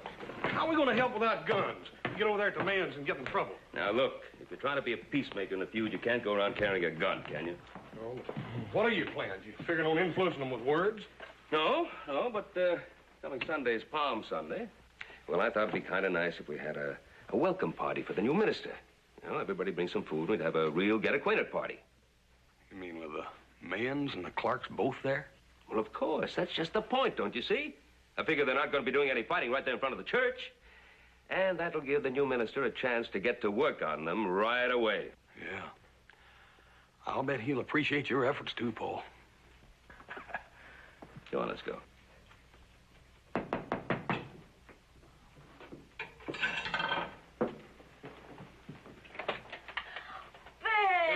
Good morning. How are you? Nice to see you. May we come in? Of course.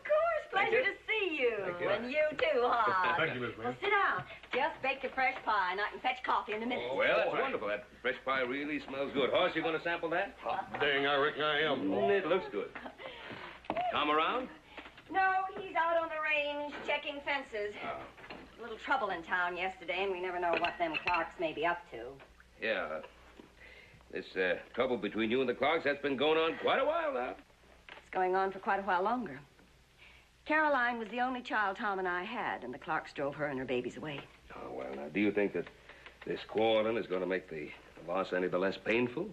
Ben, if someone drove your sons away, would you think of them with kindness? Treat them with love? Now, Winifred, I don't think the Clarks drove your daughter away. Miss Mann, how much good do you reckon all this fighting and arguing is doing Caroline? You're on the Clark side. Oh, ma'am, we ain't on nobody's side. Of course we're not on anybody's side. We just thought maybe we could talk a little about it. I have nothing to talk about, Ben. Well, anyway, what really came about, you know, the new minister is going to be here next Sunday, Palm Sunday. Yes, I know. We're looking forward to meeting him. Yeah, we've missed going to church ever since we lost old Pastor Miller. Yeah, that was a real loss. Well, we all thought it might be real nice if we could have a nice welcome for the new minister. Everybody bring some food, and we could have a real good get-together right after the services. Oh, that's a fine idea, Ben. I'll bring something really nice. Well, good. I knew we could count on you, Winifred. Thank you. Hoss, I guess we better be getting along. Got a lot of other people to invite. Yeah. Thank you, Winifred. Can't leave that good pie. Ben. Yeah? Are you inviting the Clarks? Well, of course. They're members of the church, too. All right. But just make sure at the party that the food is kept separate. We couldn't eat Clark food. I'm sorry. We would choke on it.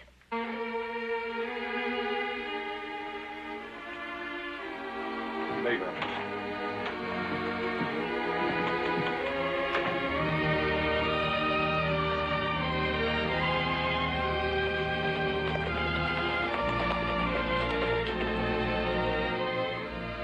Peggy, how are you?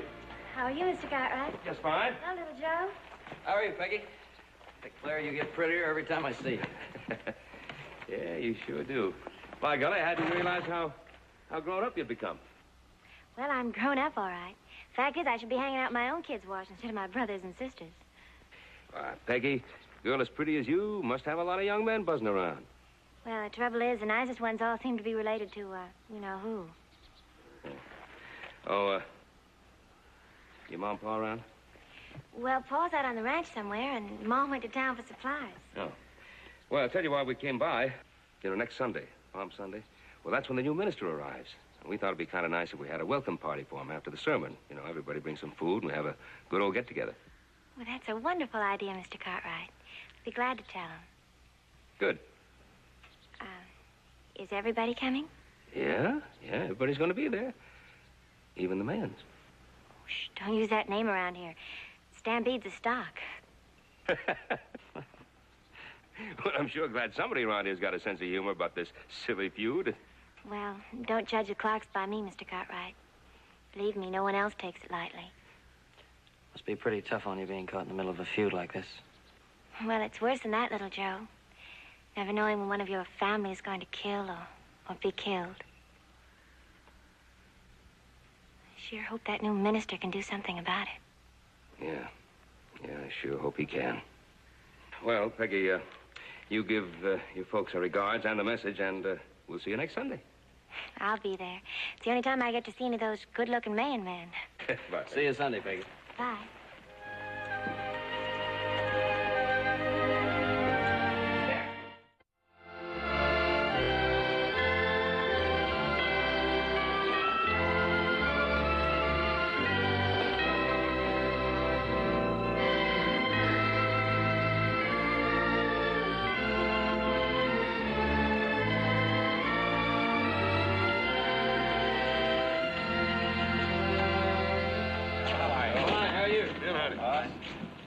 Ben, it's good to see you. Clem, how are you?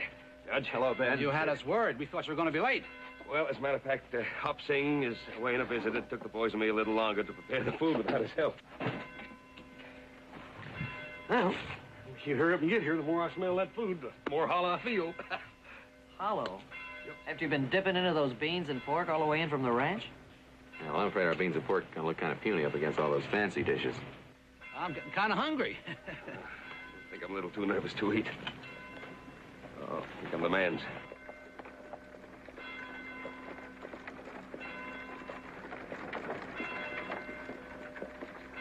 Well, Ben, where do you want us to put the food and some of the finest milk produced in the territory?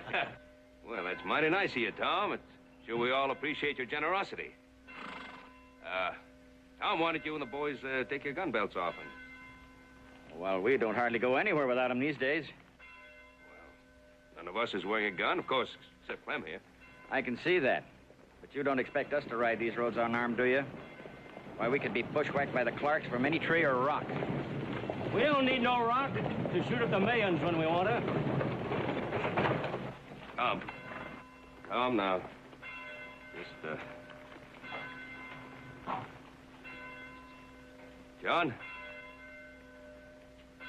John, this is Palm Sunday.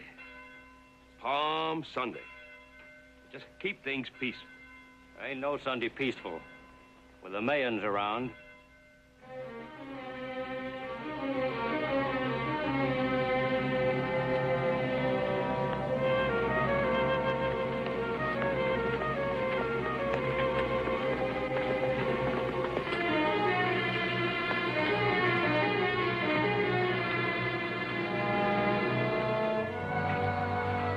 I don't want any guns drawn, do you understand?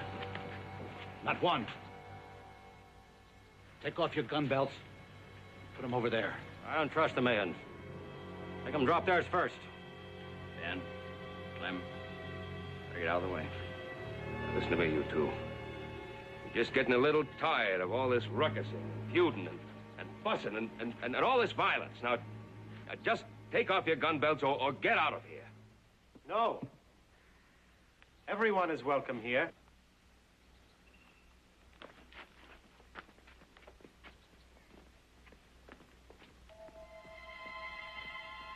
Must be the new preacher. How'd he get there? This is your church, and I am its guardian. Hatred has no place here. This is a house of love, and you will enter as friends and neighbors.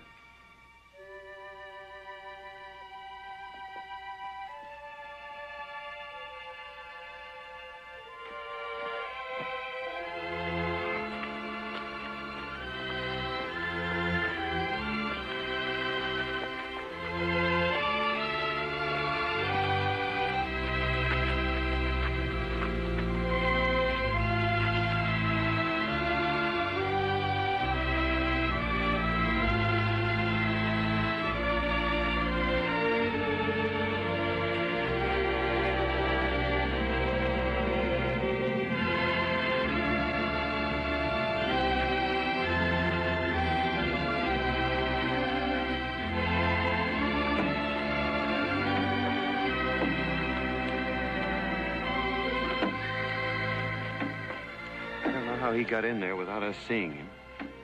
He sure handled everything. Yeah. Thank God.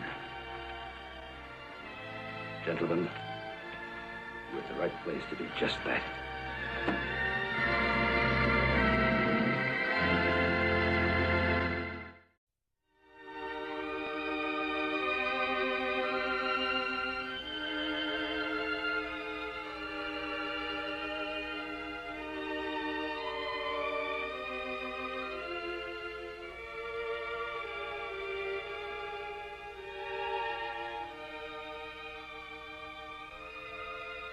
Please. Come in. I didn't mean to disturb you. You're not disturbing me. I thought everybody had left. It's been quite a day, so I came in here and to gather my thoughts. Well, most everybody has gone home. But Mr. Cartwright said he'd give me a ride, so I thought I'd wait and have a word with you. All right, Miss Peggy. What are your words? Well, maybe it'll sound silly, but I wanted to thank you. To most of us young people, a year seems like an awful long time. To us, it seems like this terrible feud's been going on forever. I understand. I sometimes suffer from impatience myself, though it never helps to solve the problem. Oh, there you are, Peggy. We're all ready to go now. Well, Reverend, I'll say goodbye again. I wasn't interrupting anything, was I? No. Of course not, Mr. Cartwright. I was just telling the Reverend how happy we are he's here. how grateful we are. Well, we certainly are grateful, Reverend. At the risk of repeating myself, I'd like to say again how inspiring your sermon was today. I've never seen the congregation as quiet or as attentive as it was. It was real fine. You know, I never thought that I would see what happened today. To see the Clarks and the Mayans join together in the hymn singing. Yeah, they joined together again pretty good a little later when they tackled all that food at the welcome party. Didn't they? Do you think that this could be the beginning of the end of the feud? Well... I mean, wouldn't it just be wonderful if it were all over? Yeah. It would be. But I think you're being overly optimistic. Well, maybe so, Reverend, but as head of the committee in charge of trying to get the Mayans and the Clarks to settle their differences, I can tell you we're pretty happy you arrived. You'd like to transfer your burden over to me. Well, yeah, well, no, not exactly. But you think that responsibility is now mine. Is that it? Well, Reverend, well, it seems to me that these people are suffering some sort of moral illness, and well, isn't that your calling, to minister to such illnesses? Ministers are human beings, too, Mr. Cartwright. They're not all wise and all healing. My capacity for healing this breach is probably no greater than yours. Well, I thought we all hope. We all hope that we can transfer our decisions and burdens to other people, even ministers. But there are some problems you can't give away.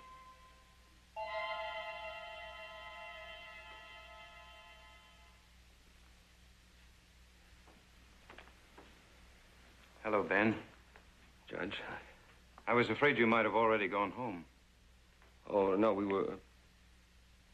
Was something wrong? Yes. I came to see you, Reverend. I have a problem. I thought perhaps you could help. Yes, whatever I can do. This concerns you too, Peggy. It's bad news, I'm afraid.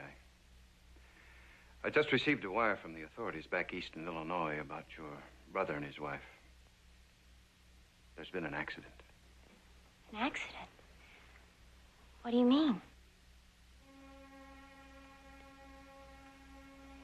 Jim and Carolyn. Not dead. The wire said. I'm terribly sorry. Oh, no. And the twins? Well, they're all right. Reverend, I thought perhaps you could help break the news to the Mayans and the Clarks. No. No, I'll do it. I'll go home and tell Ma and Pa. I'll go with you and then go over to the Mayans. Well, I'll drop you both off. Babies. Those poor babies. I'll get my things. Miss Peggy. I wish I had the words to express my sympathy. Don't need words. I understand.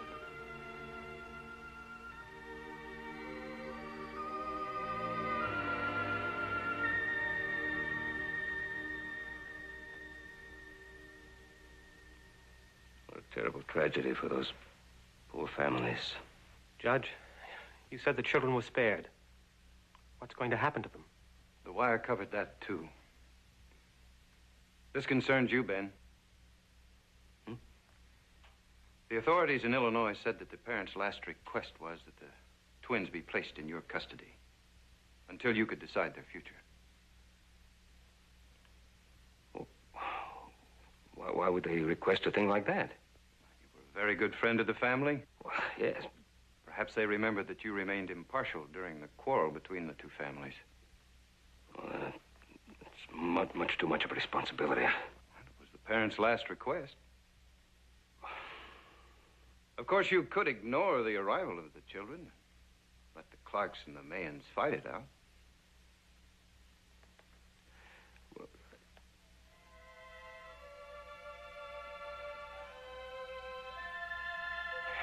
no, I guess I couldn't do that.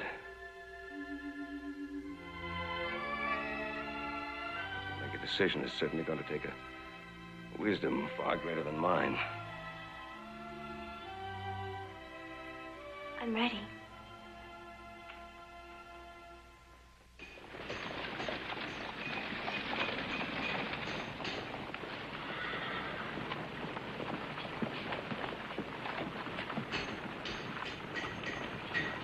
Now, Judge, you're sure? Twins are coming out on this stage. You saw the wire yourself, Ben. Reverend, both families understand clearly. You explained everything very carefully. They were both very upset by the news, but I'm sure they understand. I don't want to be influenced one way or the other by the Clarks or the Mayans. Afraid you have no choice. Look.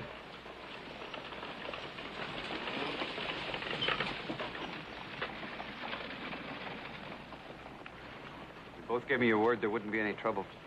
There isn't going to be any trouble. My wife here just wanted to see the kids, see that they're all right. They've been through a bad time. Now, Tom, I know exactly how you and Winifred feel, but I want you to promise me that you won't upset the children once they arrive. How about them?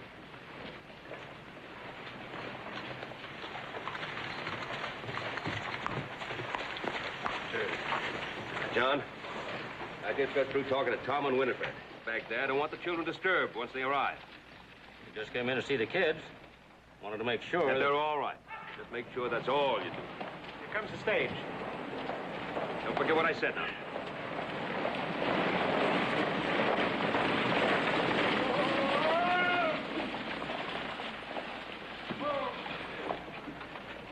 Here, let me help you. Well, hello. Well, young fella. Well, you are Sue, and you are Kenneth, aren't you? So you know who I am. I'm Ben Cartwright. And you know what we're going to do? We're going to get on that wagon over there. We're going to ride out to my ranch. It's called the Ponderosa. And after a good hot meal and a little bit of sleep, I'm going to show you some new animals which are just born. You can play with them. Would you like that? Mr. Cartwright, why don't I tie a horse behind your wagon and come along? You might need help. Well, thank you, Reverend. That's very kind of you. I think I might need some help. Come on, let's go.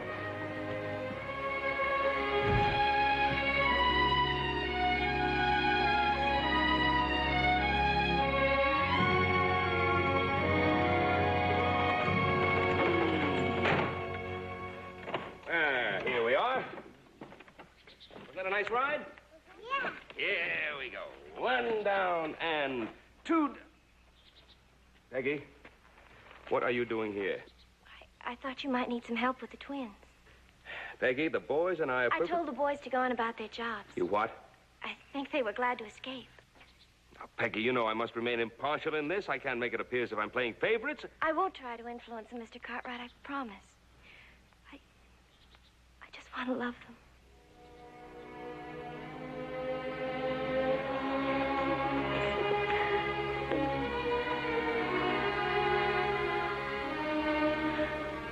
I'll take them into the house.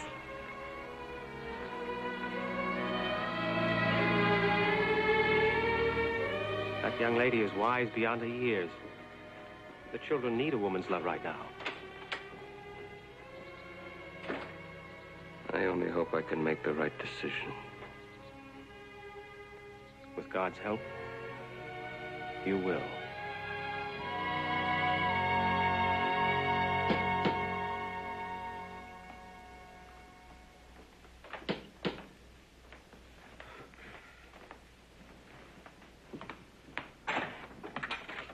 Well, come in, gentlemen.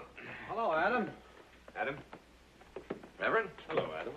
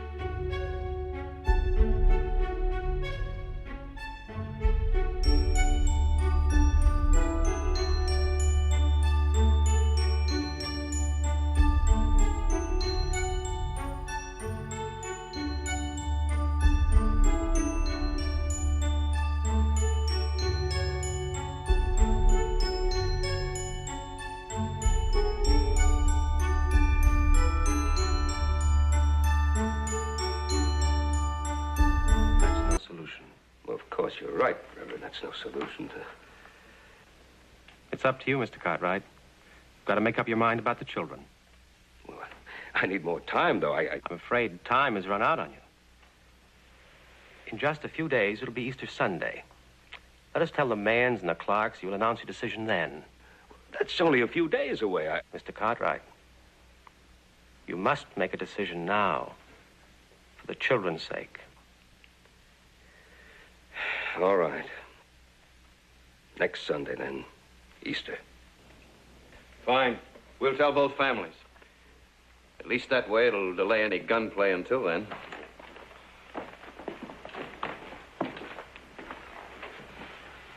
I wish I could help. I wish you could help too, Reverend.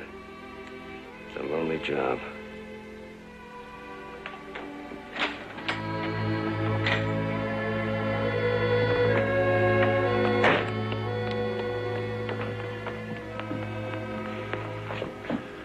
Boy, am I having trouble. Are you having trouble?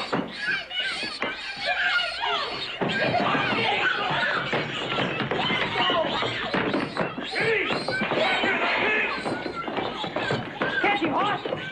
Hoss, go and catch him! Don't let that pig get my man! You got it! Close the door!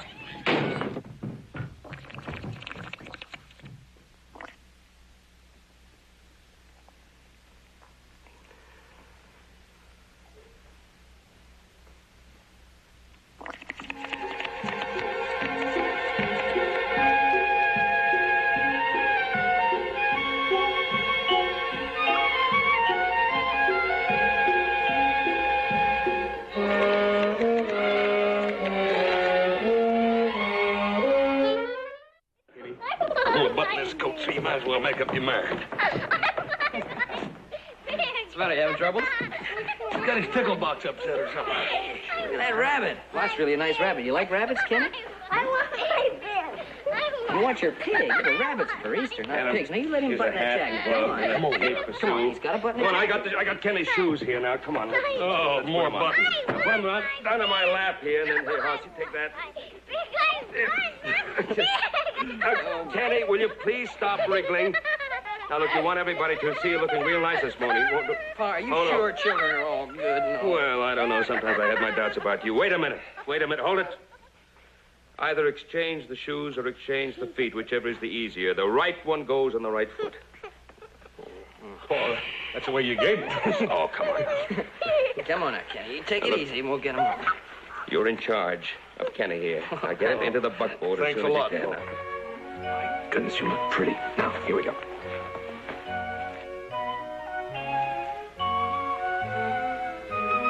Come on, let's hurry now. We better get him out there and let me dress him on the way. We're going to be late. Come on. Come over here. You're going to need a rope. Now, may I escort you to the wagon?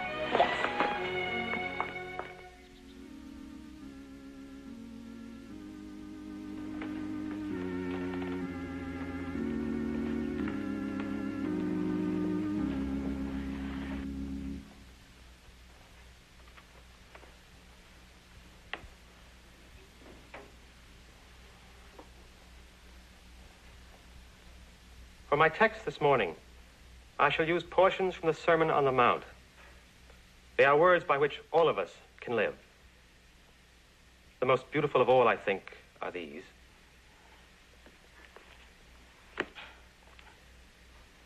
Ye have heard that it hath been said, Thou shalt love thy neighbor and hate thine enemy.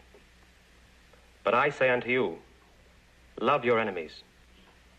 Bless them that curse you. Do good unto them that hate you.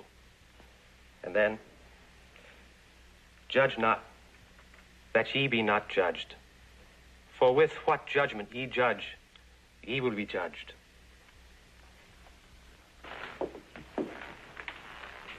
And with what measure ye meet, it shall be measured to you again. It's right around here in the back. Can you find it? Yep. You need any help? No. Amen. Blessed are the poor in spirit, for theirs is the kingdom of heaven. Blessed are the meek, for they shall inherit the earth. Blessed are they that mourn, for they shall be comforted. Blessed are the merciful, for they shall obtain mercy. Blessed are the peacemakers, for they shall be called the children of God. Amen. Amen.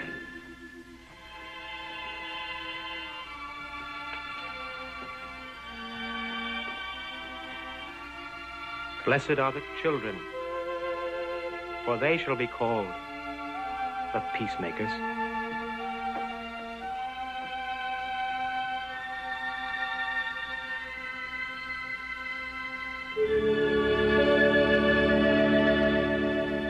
Before we sing our final hymn, I should like to announce that Ben Cartwright has selected today, Easter Sunday, as the day for the custody hearing here at the church at 2 o'clock. The care and custody of Kenny and Susan Clark will be granted to the family who can best prove its fitness for the task of caring for these children. We shall now sing hymn number 137.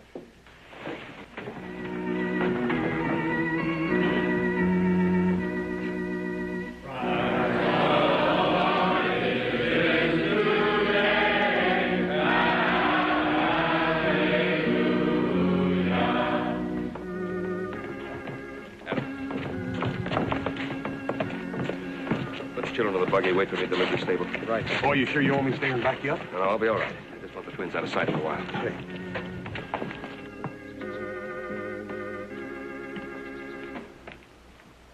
Cartwright? It's up to you now. Yes, sir. Thank you for your help, Reverend, and for this, I guess it is up to me, but I don't feel quite so alone now.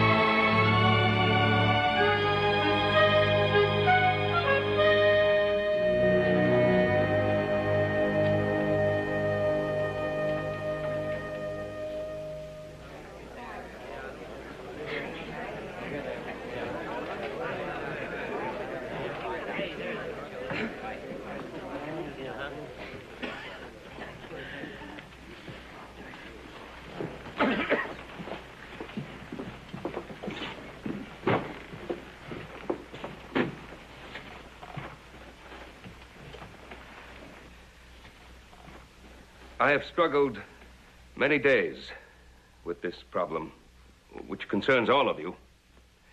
And I hope we can find a fair solution this afternoon. Mr. Clark and Mary, I ask you now, what can you offer these children should they be awarded to you?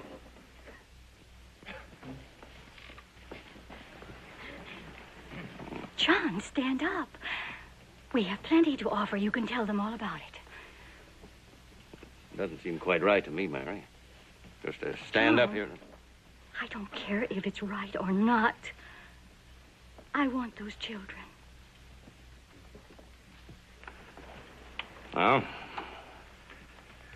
I tell you one thing I can offer these children. I can offer them a home. You all know I'm a well-to-do man. Not rich, but I've got enough money to give these children all the things they want. Just like my own children. Each one of them can have a horse to ride, and good food to eat, and warm clothes to wear. That's what Mary and I can offer these children.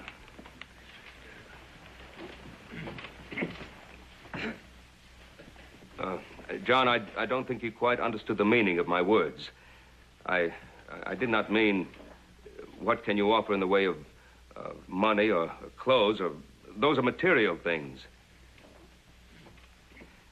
Now, this morning, you all heard the Reverend Jordan read to you from the Sermon on the Mount. You all bowed your heads.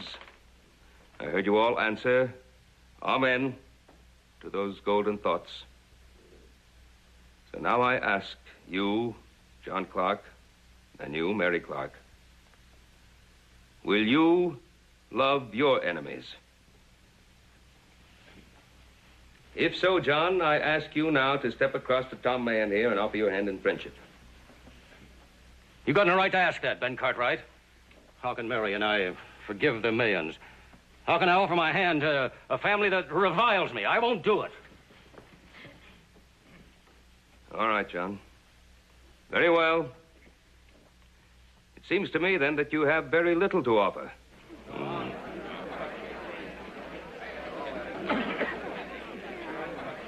All right, folks. Folks! Let's not have any disturbance in here. Tom? Tom, man. What do you and Winifred have to say? Tom, we have plenty to say. Just a minute. Tom, let me get up and Winifred. say it. Ben, I think you know we're not rich. But we can match John Clark dollar for dollar. We'll do all the things for these youngsters we did for our own. For the one the Clarks drove away from us. And they did drive her away. You know that my daughter would still be alive if... Winifred, please, that is not the issue. We're here to decide which of you two families will have the custody of these children. And so I ask you, just as I asked John Clark, if you can provide for Kenneth and Sue the comfort and protection of a home where love of God is not just something that you hear about in church, but practice every day of your lives. Now, if you can, will you, Winifred, and you, Tom, step across to John and Mary and offer them the friendship of your hand? Ben, you're forgetting I once had a daughter. How can I offer my hand to the people who drove her away from me?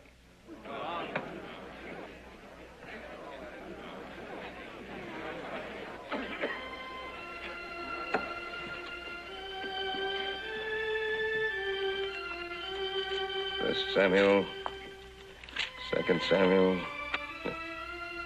Oh, my Lord, I and this woman dwell in one house, and I was delivered of a child with her in the house. And it came to pass the third day, and when I rose in the morning, behold, the child was dead. And the king said, bring me a sword. And they brought the sword before the king. And the king said, divide the living child in two.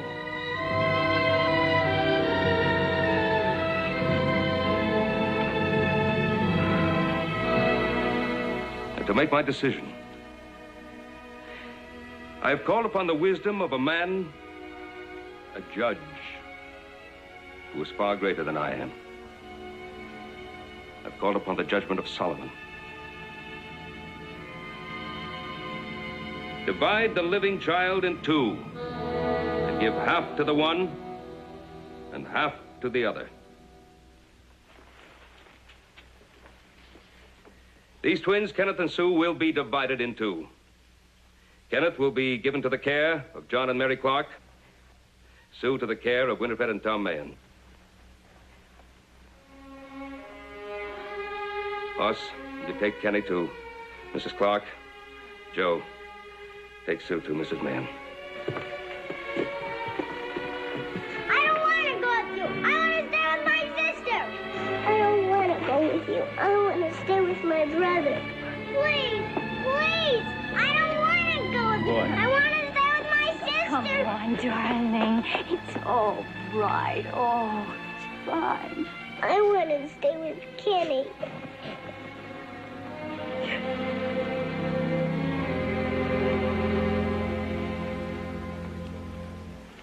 It won't work, Ben.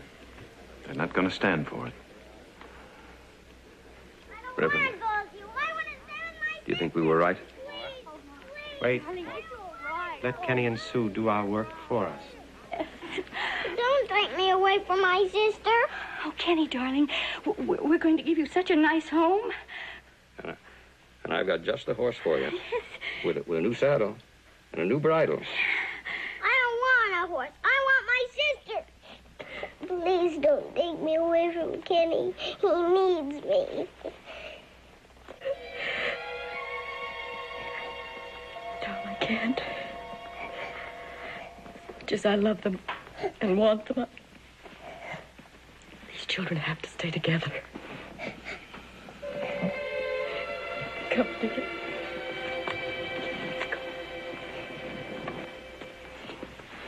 She's yours. They're both yours. Be good to them. Winnie. Oh, darling. Oh, darling. Oh. Oh. Well.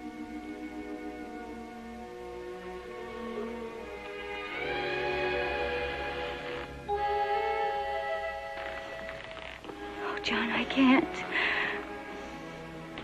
We have children of our own. We can't take these babies away from Tom and Winifred, who have none. Guess maybe you're right, Mary. Well, let's go over here.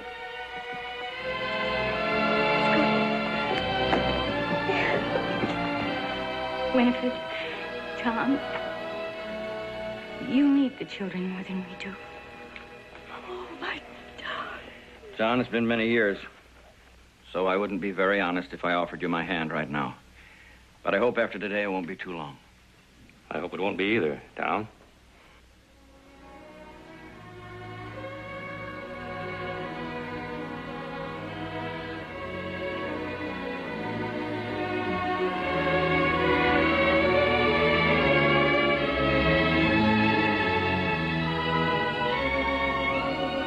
Blessed are the peacemakers. Thank you, Ben.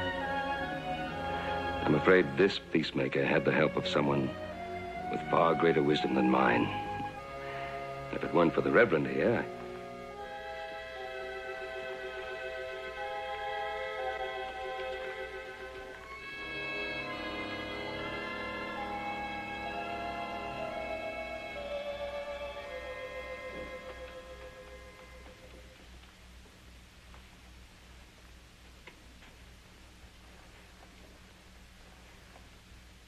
I'm the Reverend Jordan.